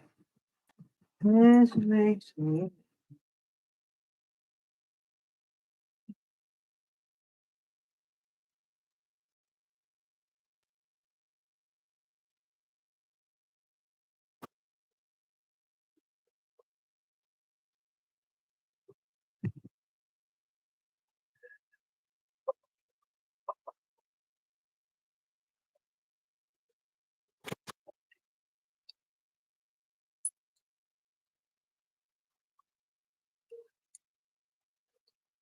How am I liking my notepad? Did I figure out the battery problem?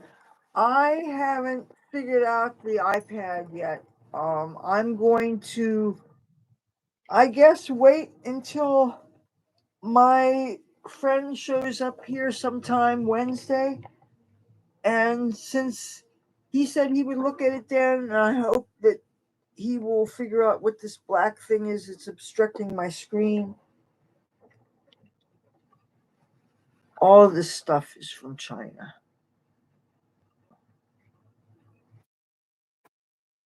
There's this book I'm looking for that I want to show you.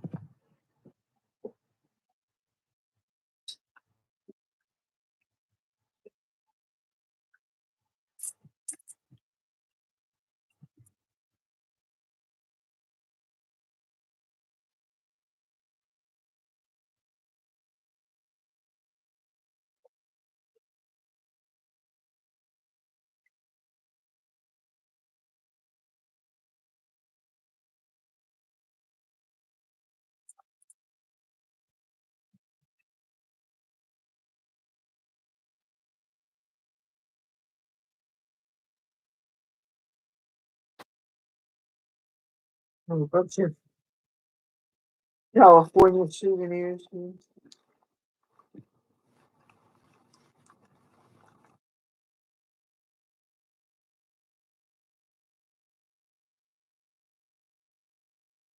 Oh,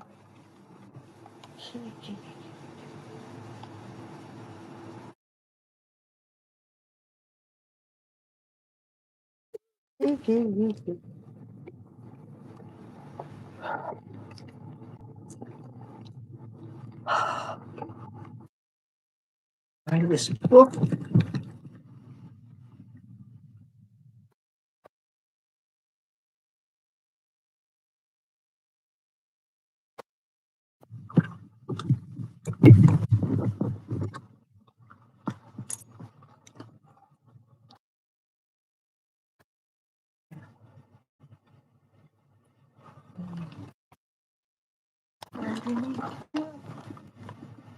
No, I guess.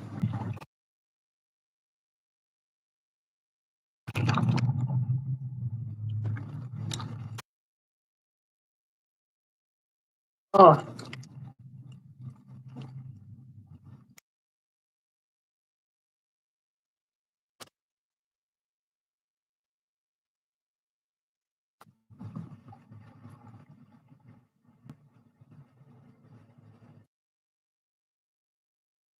how many cats do I have? Can't have too many, in my opinion. Where did I buy the iPad from? Wish.com. Yeah, so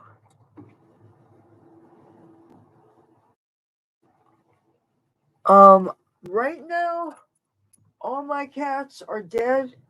Uh, Garfield is a street cat that I always thought lived on the street behind me, and different social service agencies feed him,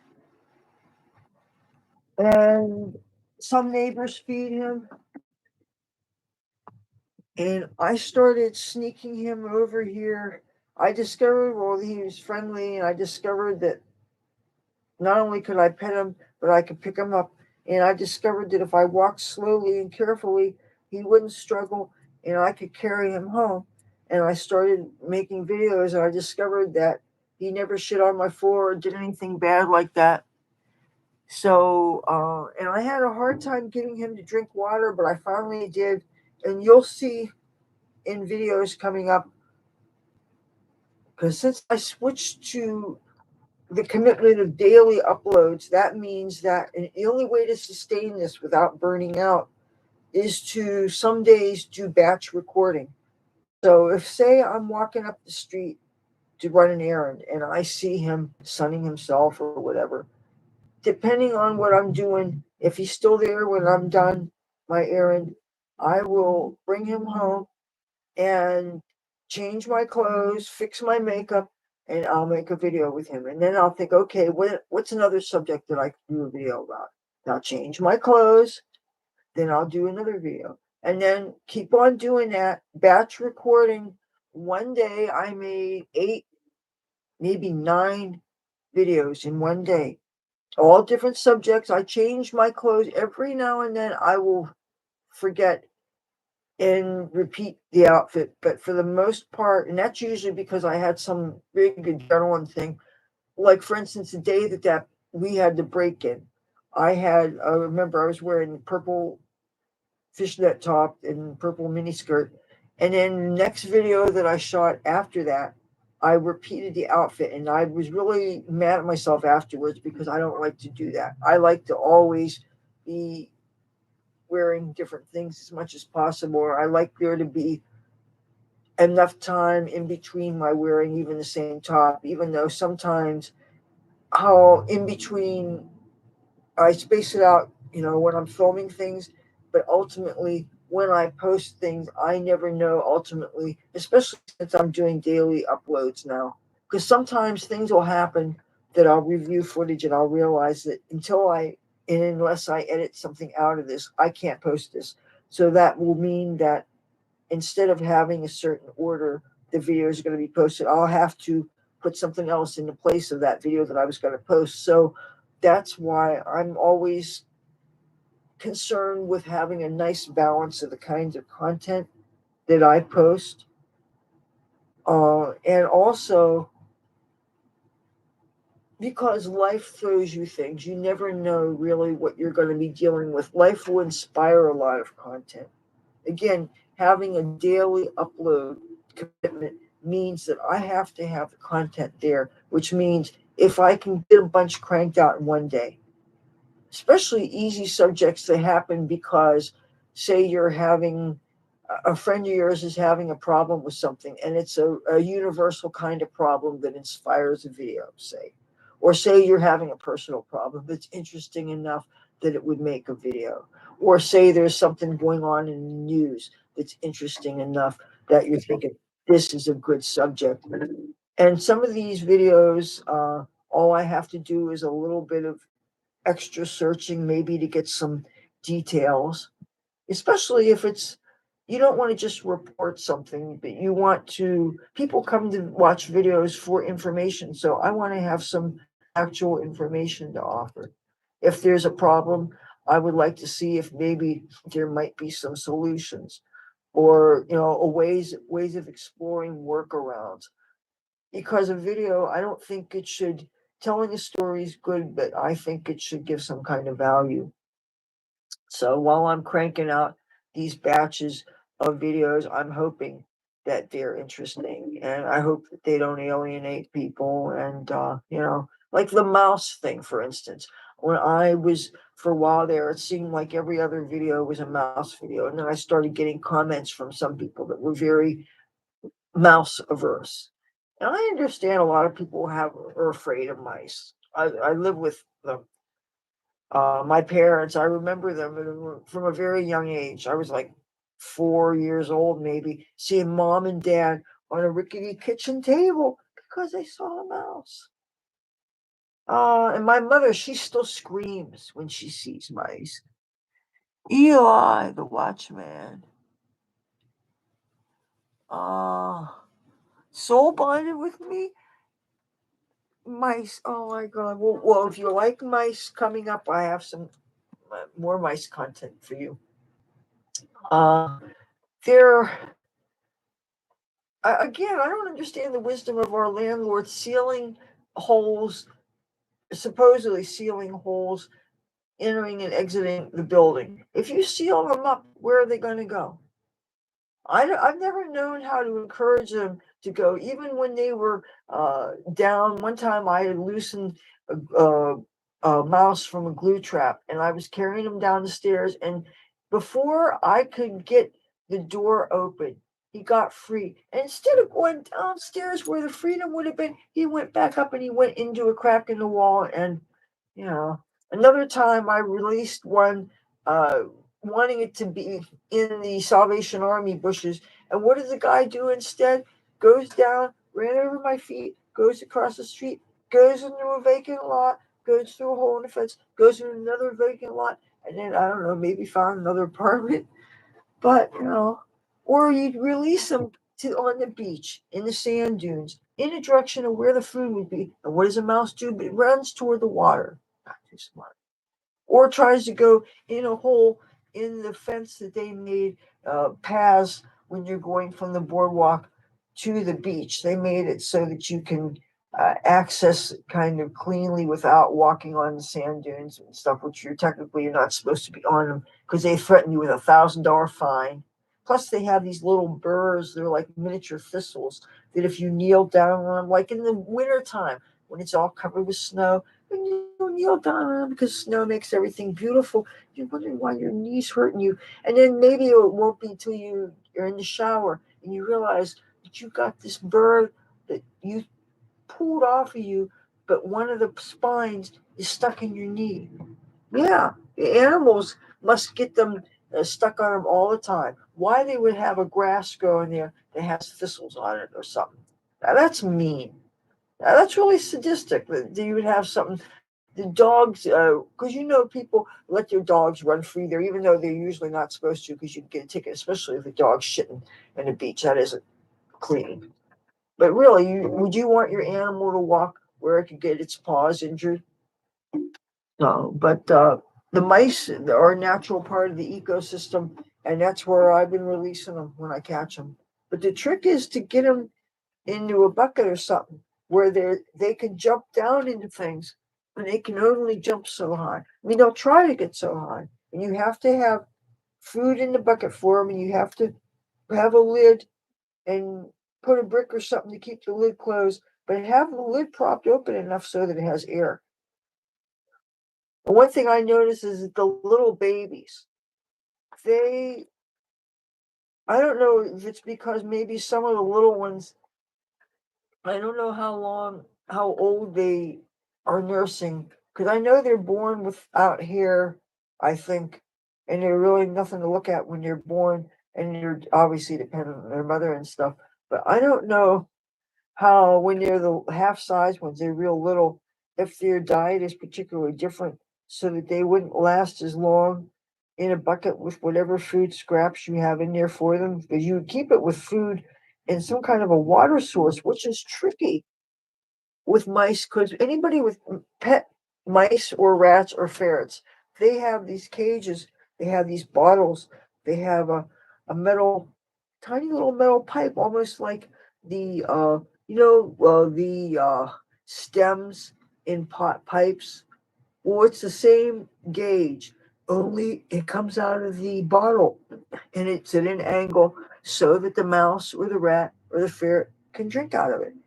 But when you're dealing with trying to feed them or water them in a bucket, what are you going to do? Have a little dish, a little cup of some kind that won't be sloshing around, and see if they're smart enough to drink out of it that way. I don't know if they even can, depending on how their faces are shaped, everything. I would think maybe their nose would get in it or something. Oh, my low battery thing is coming in. I got to plug in. There. All right. So I have a real thing for the mice. They've really taken the foothold here since our cats are gone. I could tell my mother gets really sad when I have Garfield in. It's like on one hand, one day I mentioned to her how he saw me and he not only ignored me when I went in the parking lot where he was at, but when I approached him, he ran underneath a parked car, and he went right in the middle of it where it's really hard to get at, right? And I'm thinking, boy, like telling me, no, I don't want anything to do with you. And I just spent a lot of time with him the day before. We did a bunch of videos together. So I told this to my mother, and she said, oh, I bet you shake some temptations and he'll come running. So, okay, I went, temptations went back out there. I didn't even need to shake these. All of a sudden, he was right at my ankles. I scooped him up. I brought him inside.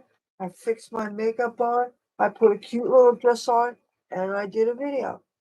So, but the thing is, and then after I did the video, I carried him into my mother's bedroom, right? I said, "Hey, mom, remember what I told you about how he responded when I got the temptation?" She says, "Yeah." I says, "Look," and all of a sudden she got this sad look on her face, like she was about to cry. But you can't win, and it's because she feels bad about missing Cassie and missing Tabby Board and every cat, Ace the cat, every cat we had before then. Well, this last mouse that I released, I had a little stuffed mouse. Oh, my name. Hey! Ooh. Okay, I better run down then. Hold on a sec. But you know what? What is what is the one of the best things that a pothead girl hears? Somebody yelled downstairs to them. Want to know what I just heard? One of the wee guys said, "Leather Rokk, got some heat." So you guys, please be patient with me while I throw on something over my shoulders downstairs. He's coming. Woo-hoo! Woo-hoo! What am I gonna wear?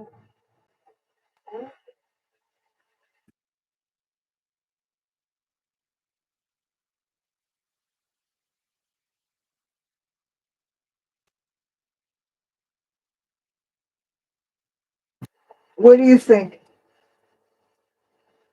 I don't want to be, you know, skin in front of the guys, the brothers. Even though they're my buddies, but still. Okay, I'll be back.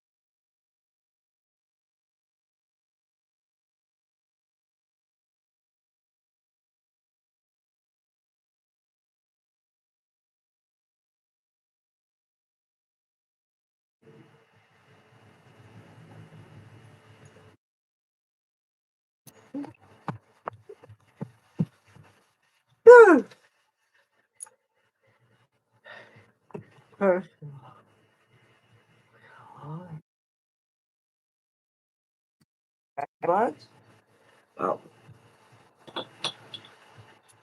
this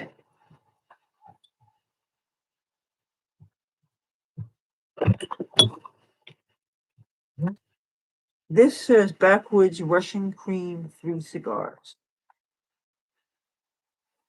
Is open it. He made a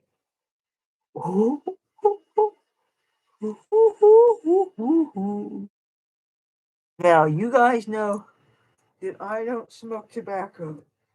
So what I'm gonna do is I'm gonna take that apart. Okay, now what this has in it is this just has that tobacco in it. Ooh, ooh. Oh, but so okay, figured out Russian cream, 3 cigars. So okay, they buy these cigars, then they take it apart. Ooh, this tobacco. I don't understand how anybody can smoke tobacco, but you know what? That's your jam. Let me throw this away. Oh,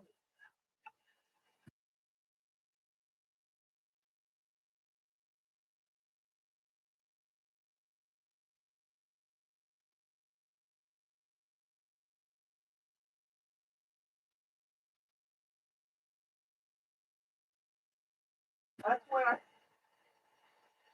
oh, okay, that's good. That's easy. Okay.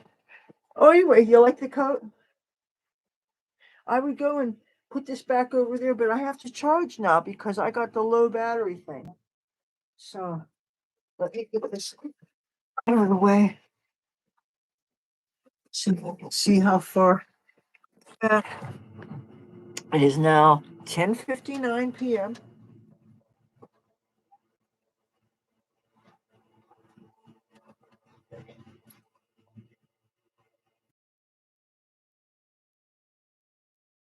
I had another zebra striped skirt, but it went almost clear down to the knee and it had a kick pleat in the middle. But because it was so long, I very rarely wore it.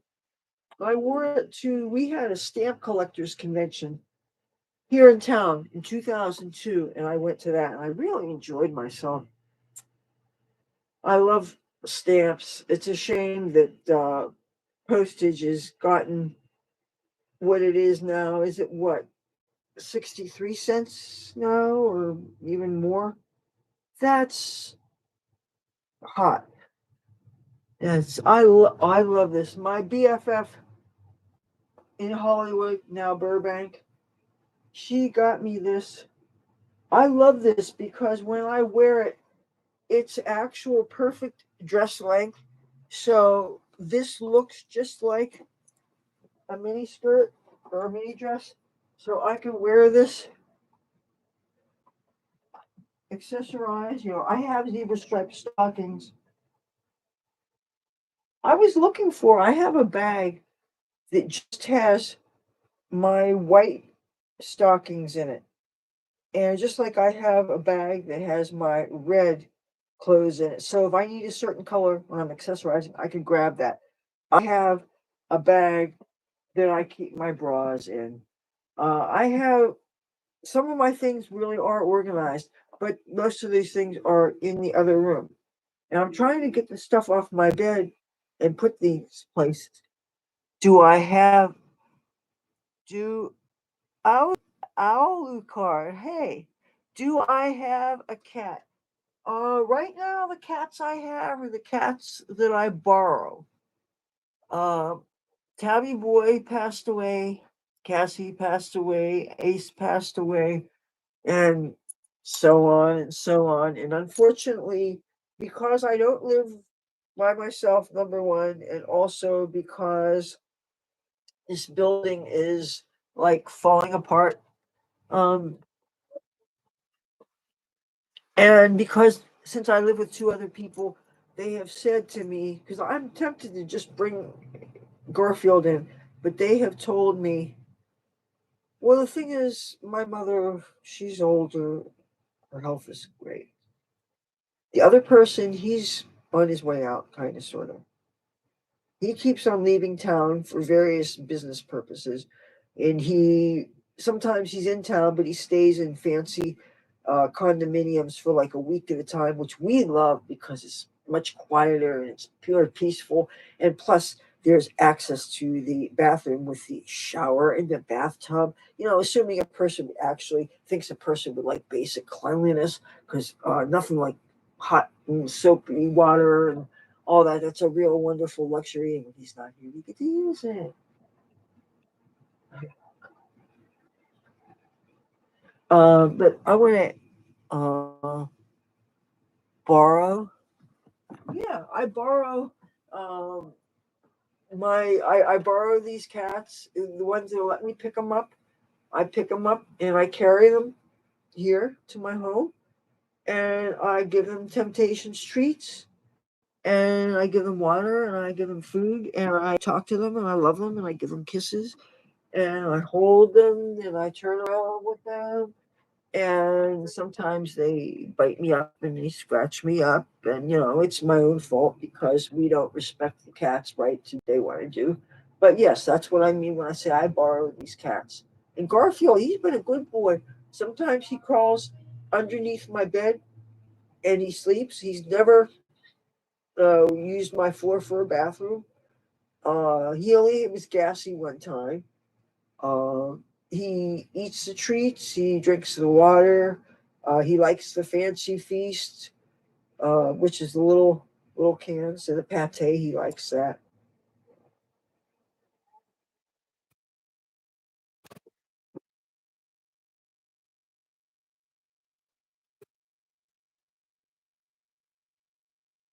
Having a lively thing downstairs.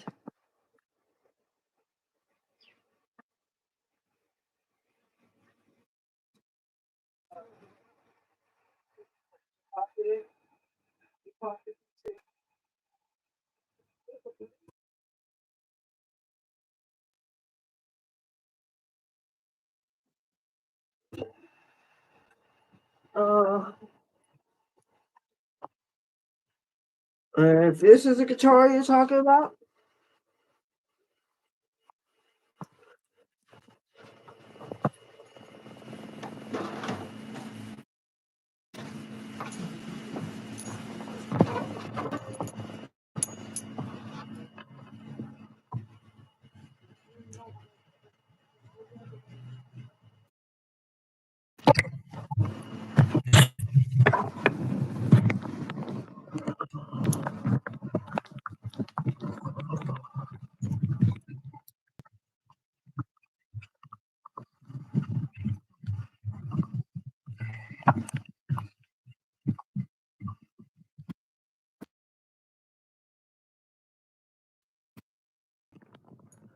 All up except for my PV Raptor. Everything needs at least one string on it. You've got a violin here. This guitar here, the I listen to a lot of metal and a lot of progressive rock. Uh, oh, can you see? Well, wait a minute. I really don't want to drop this.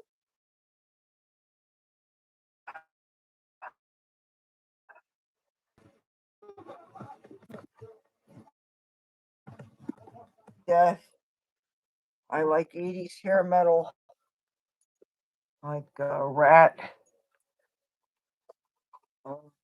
I love Yes. I love Yes. I like some Genesis. Even though I saw a Genesis cover band that bored the crap out of me, I didn't recognize any of the music. Even though the guy had good wardrobe and stuff, and he danced some, and it was even if it was very obscure album cuts, or it was from an era of Genesis that got absolutely no radio airplay, so I didn't hear them. And the thing is, I like Peter Gabriel era. I like whoever the guy was before him. I like, there's a lot of stuff that I like, but there's probably a lot of stuff that I would be bored by. But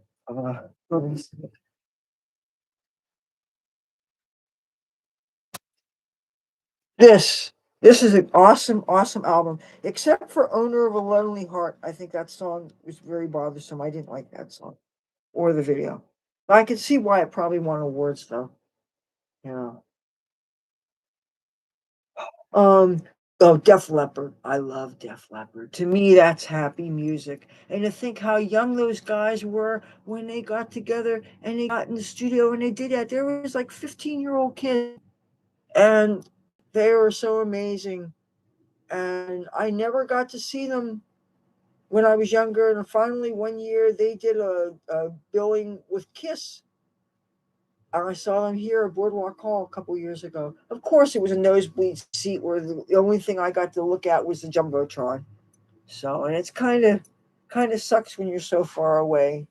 I would like to have the experience of actually looking at the stage and looking at the faces of the artists, looking at the hair, looking at the faces. I'm a faceless person. I want to look at you. If you're this band whose records I love and whose music I love, and maybe I find you attractive, I want to see you on stage. I want, for me, that is visual proof that yes, you really did make that record. I saw you play it. I heard you play it. Now that, yes, this is, it all makes sense. It proves to me that yes, this really is made. And I saw the person that made this record that I heard on the radio from the time I was, 10 years old or whatever. So, and I think visuals are important with bands.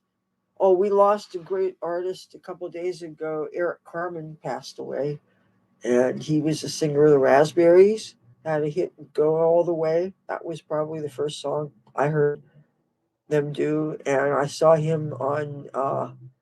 Oh, I'm dating myself now. There's a show at night called Midnight Special, and people would be in concert, even though I think it was usually lip syncing, but they would be on stage to a live studio audience and with a little bit of psychedelic light shows in the background. And so it went on at midnight. And when I would go to visit my grandparents, my aunts and uncles weren't, well, the youngest of my aunts was only 3 years older than me. So she was like my age, and they were all kind of like hippies.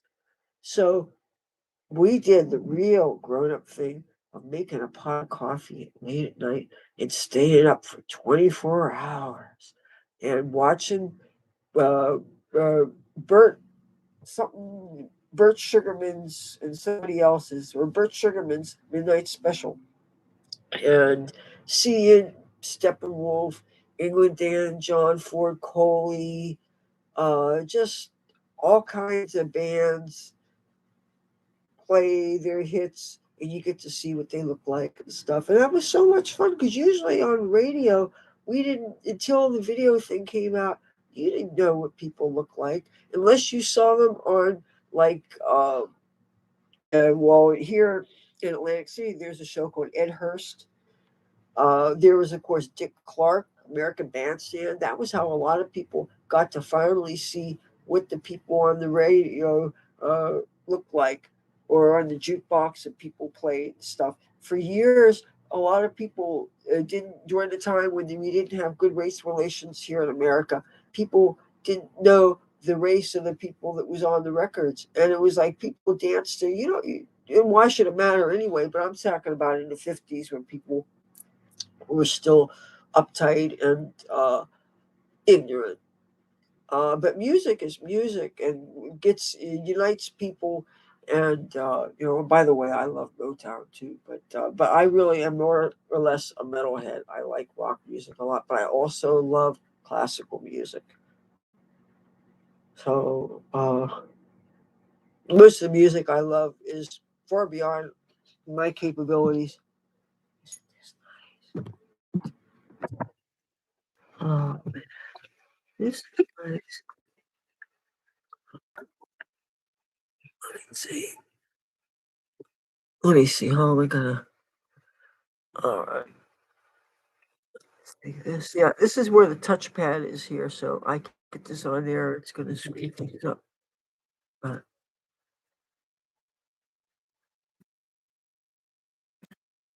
unroll.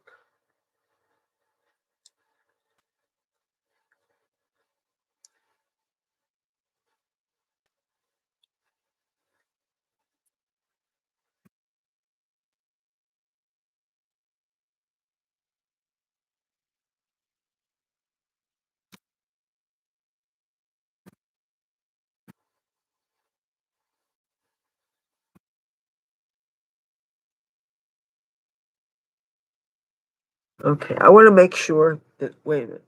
I have to be real careful that I don't uh use weed doing this. You know what? So much for trying to show this. The last thing I want is all this to crumble out. See, I never really. I've unrolled roaches. I never actually unraveled a blunt before. So, and I don't want to unplug this and put this back over there because it's at very low power. It's at 30%. So,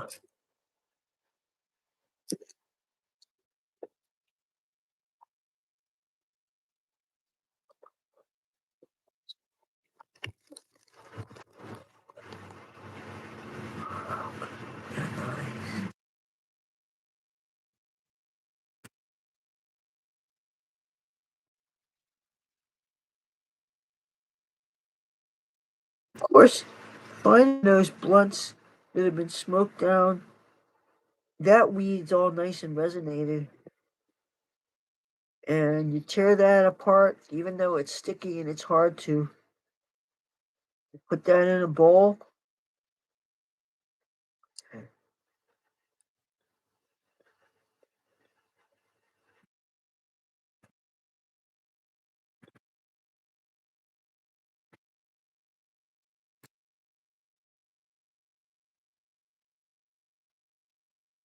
I don't understand why nobody uses papers anymore. Again, this is so much thicker, and I guess these will burn slower.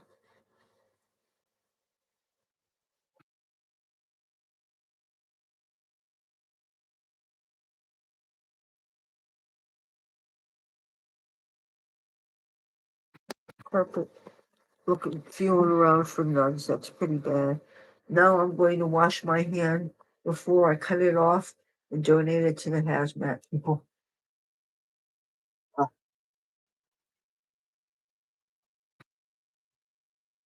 Oh, I might as well pick up the brush and the bead that fell on it. I'll be right back.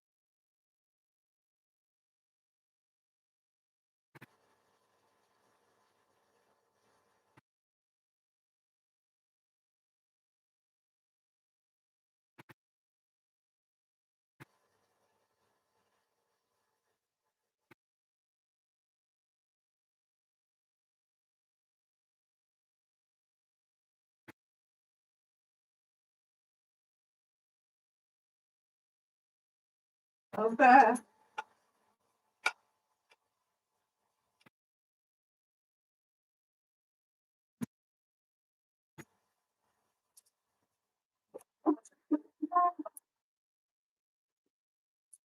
Oh, you want to see that art that guy did of me? Tell me if you think it looks like me.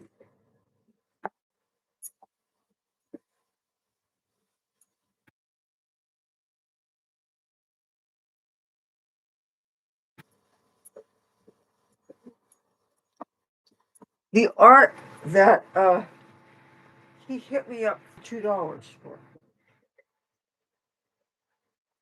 But, the more I think about that, the more I get mad about it. You ring my doorbell, tell me that you drove me from memory, tell me I changed my eyebrows, and you could tell he originally did them with the Marlene Dietrich kind of, and he turned me into Groucho Marx, no, Zendaya slash Groucho Marx. I don't know. He made me look very ethnic. See how he changed the eyebrows? What do you think?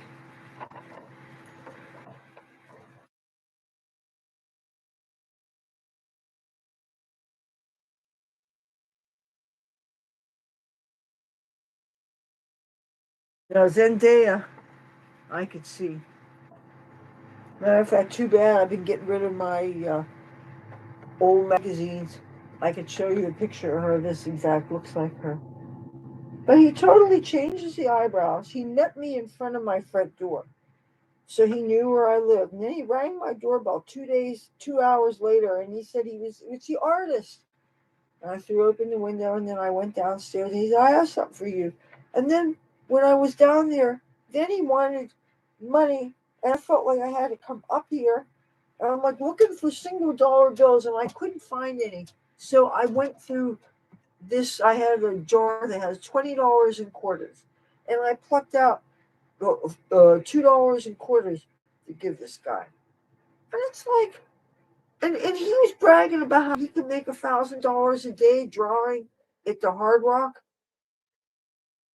And it's like, come on.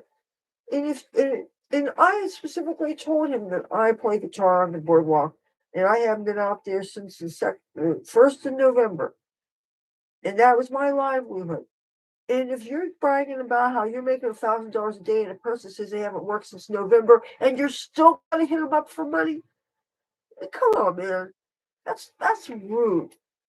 Just like half most of these homeless people, they get Social Security or they get welfare. They get checks. And they go and give people, hit people up for dollars at a time, stuff. Not all of them, but I'm just saying it's something that I'm seeing. It's behavior that I've seen because I live here,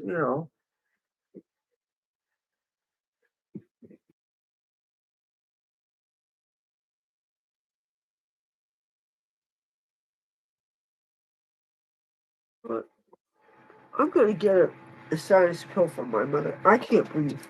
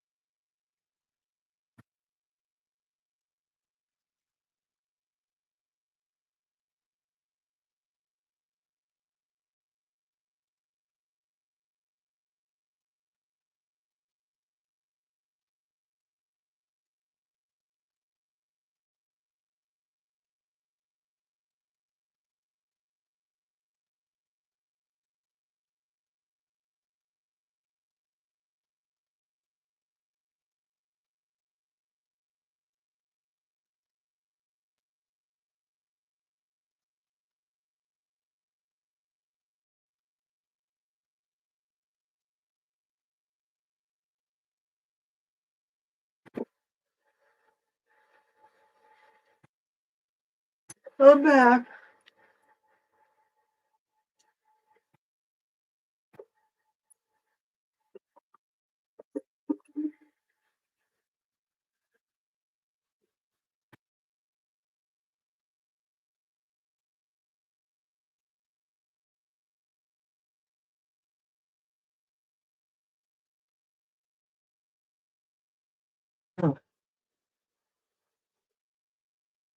Broke another blood vessel.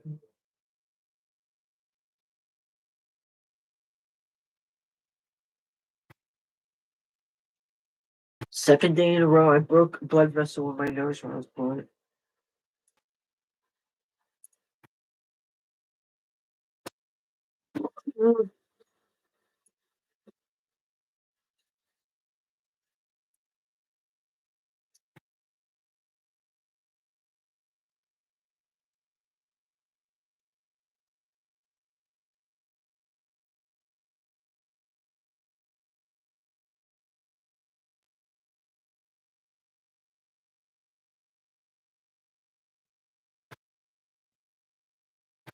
Well, at least the church is gone.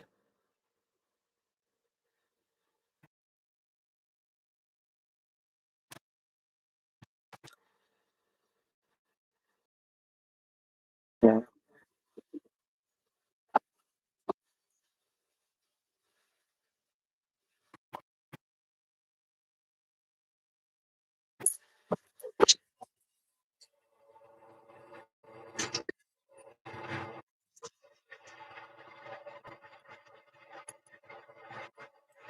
Oh, now it got quiet. You hang out, you do some whatever, then it's quiet.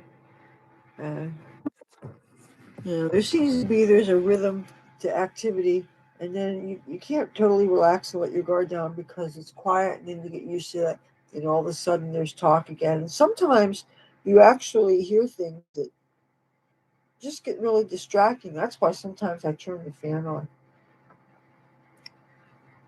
Uh, it is 2 hours and 58 minutes, going on 31, 32.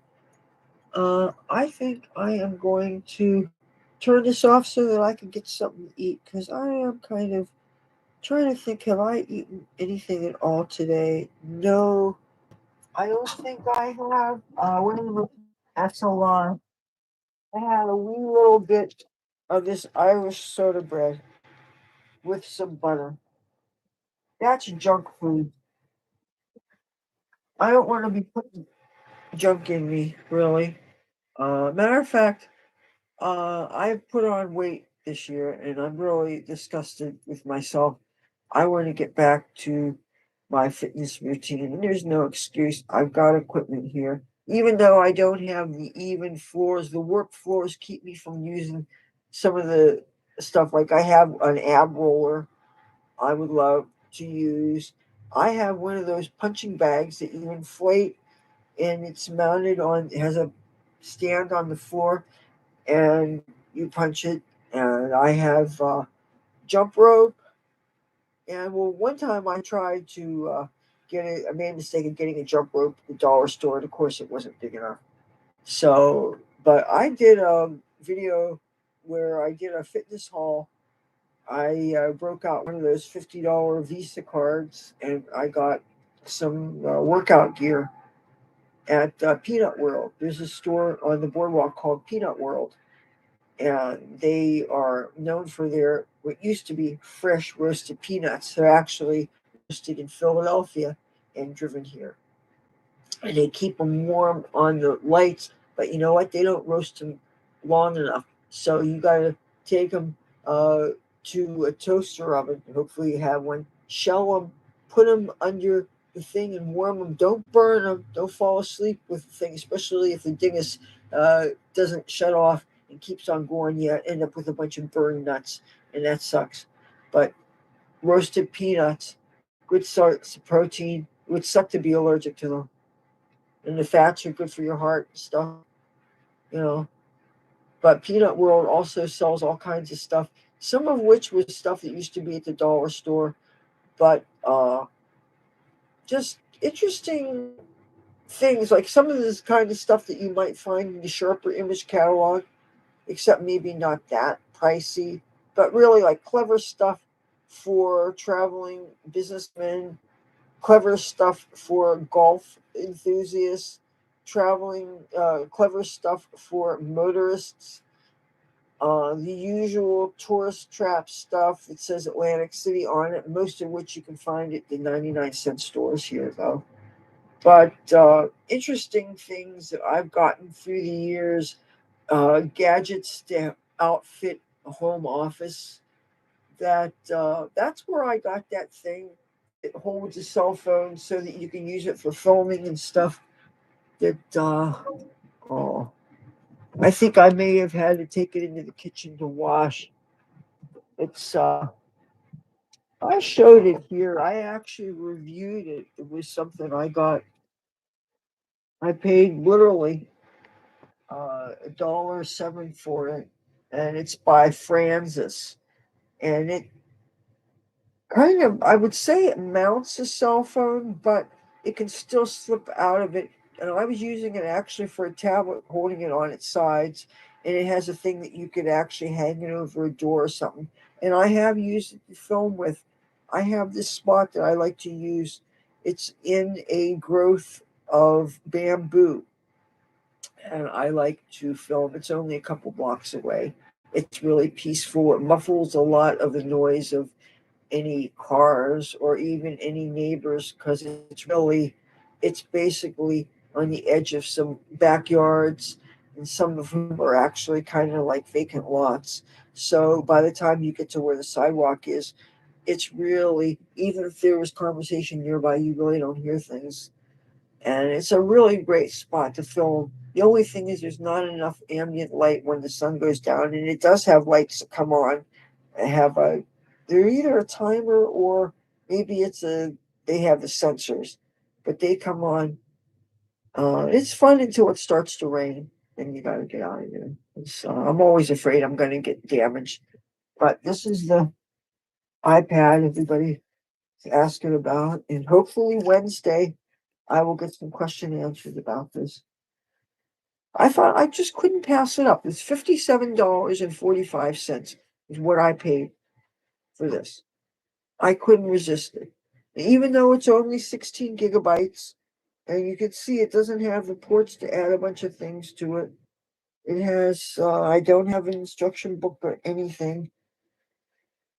And they had a link to information about it, which of course would have been more satisfying if I printed it out or had some, looking at a screen that I don't have time to digest what I read as well as if I'd read things from a physical page.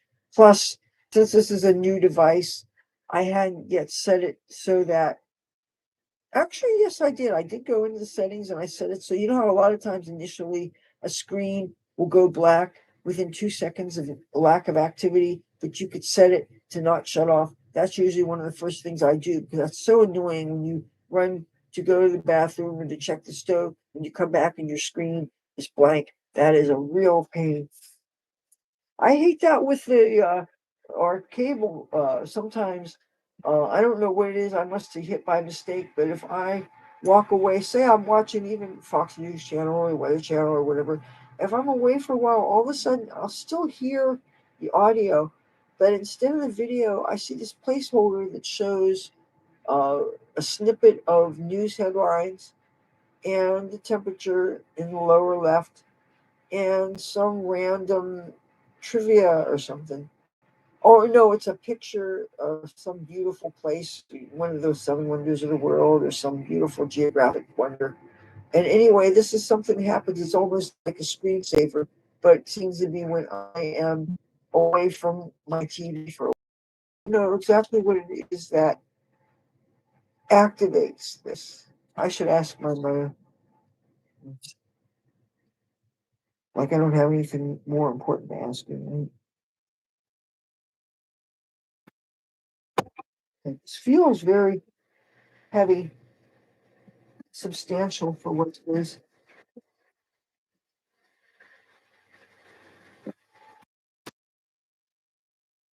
You make sure that everything's still plugged in. So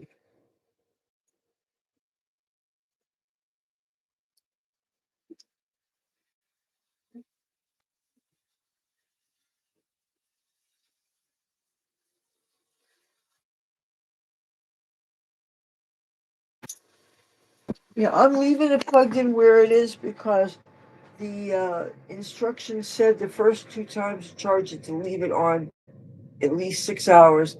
Then after that, you only have to leave it on the charger for 4 hours. Then after that, it says to prolong the battery life, when you're using it, use it until it needs to be recharged, and then charge it again.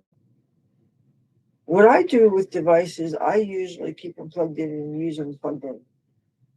But if I need to get out of that habit for that, and frankly, it would be nice to have the luxury of not having to worry about is the cord going to reach or how am I going to keep, I always have to sanitize the cords. Because say I'm in bed and I'm using a device, if the cord's going to be touching my bedding, I have a germaphobe thing. So I don't want anything dirty on the bed, even though it's covered with clothes. So that's ridiculous. But the thing is, a lot of these clothes I can't put away with my clean, organized clothes that are packed up in the other room because if I worn them once or twice, it's got dead skin cells on, it's got body oil on. And even though it's maybe not dirty enough to be washed, if I put it in with the absolutely clean clothes, and if they're in plastic and you're zipped it up, the lack of air, the bacteria on the and that clothes that I wore only twice for the length of a video, which is not really wear, they will contaminate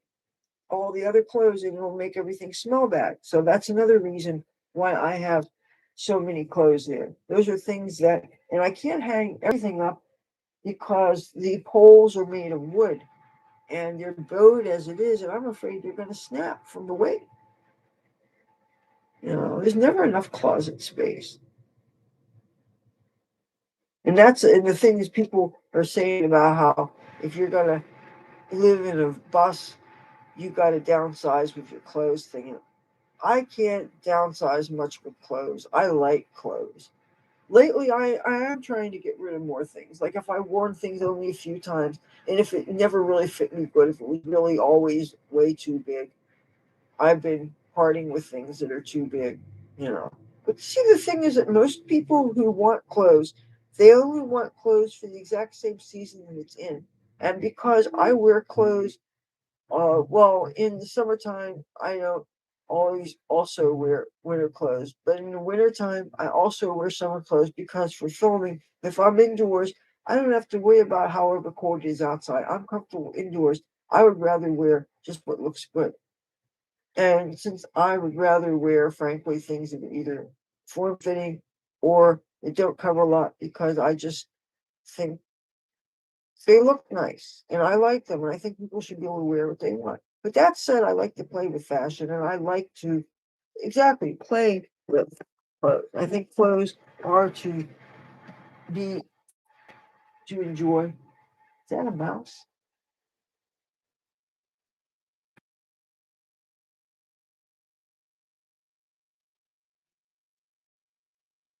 You're allowed.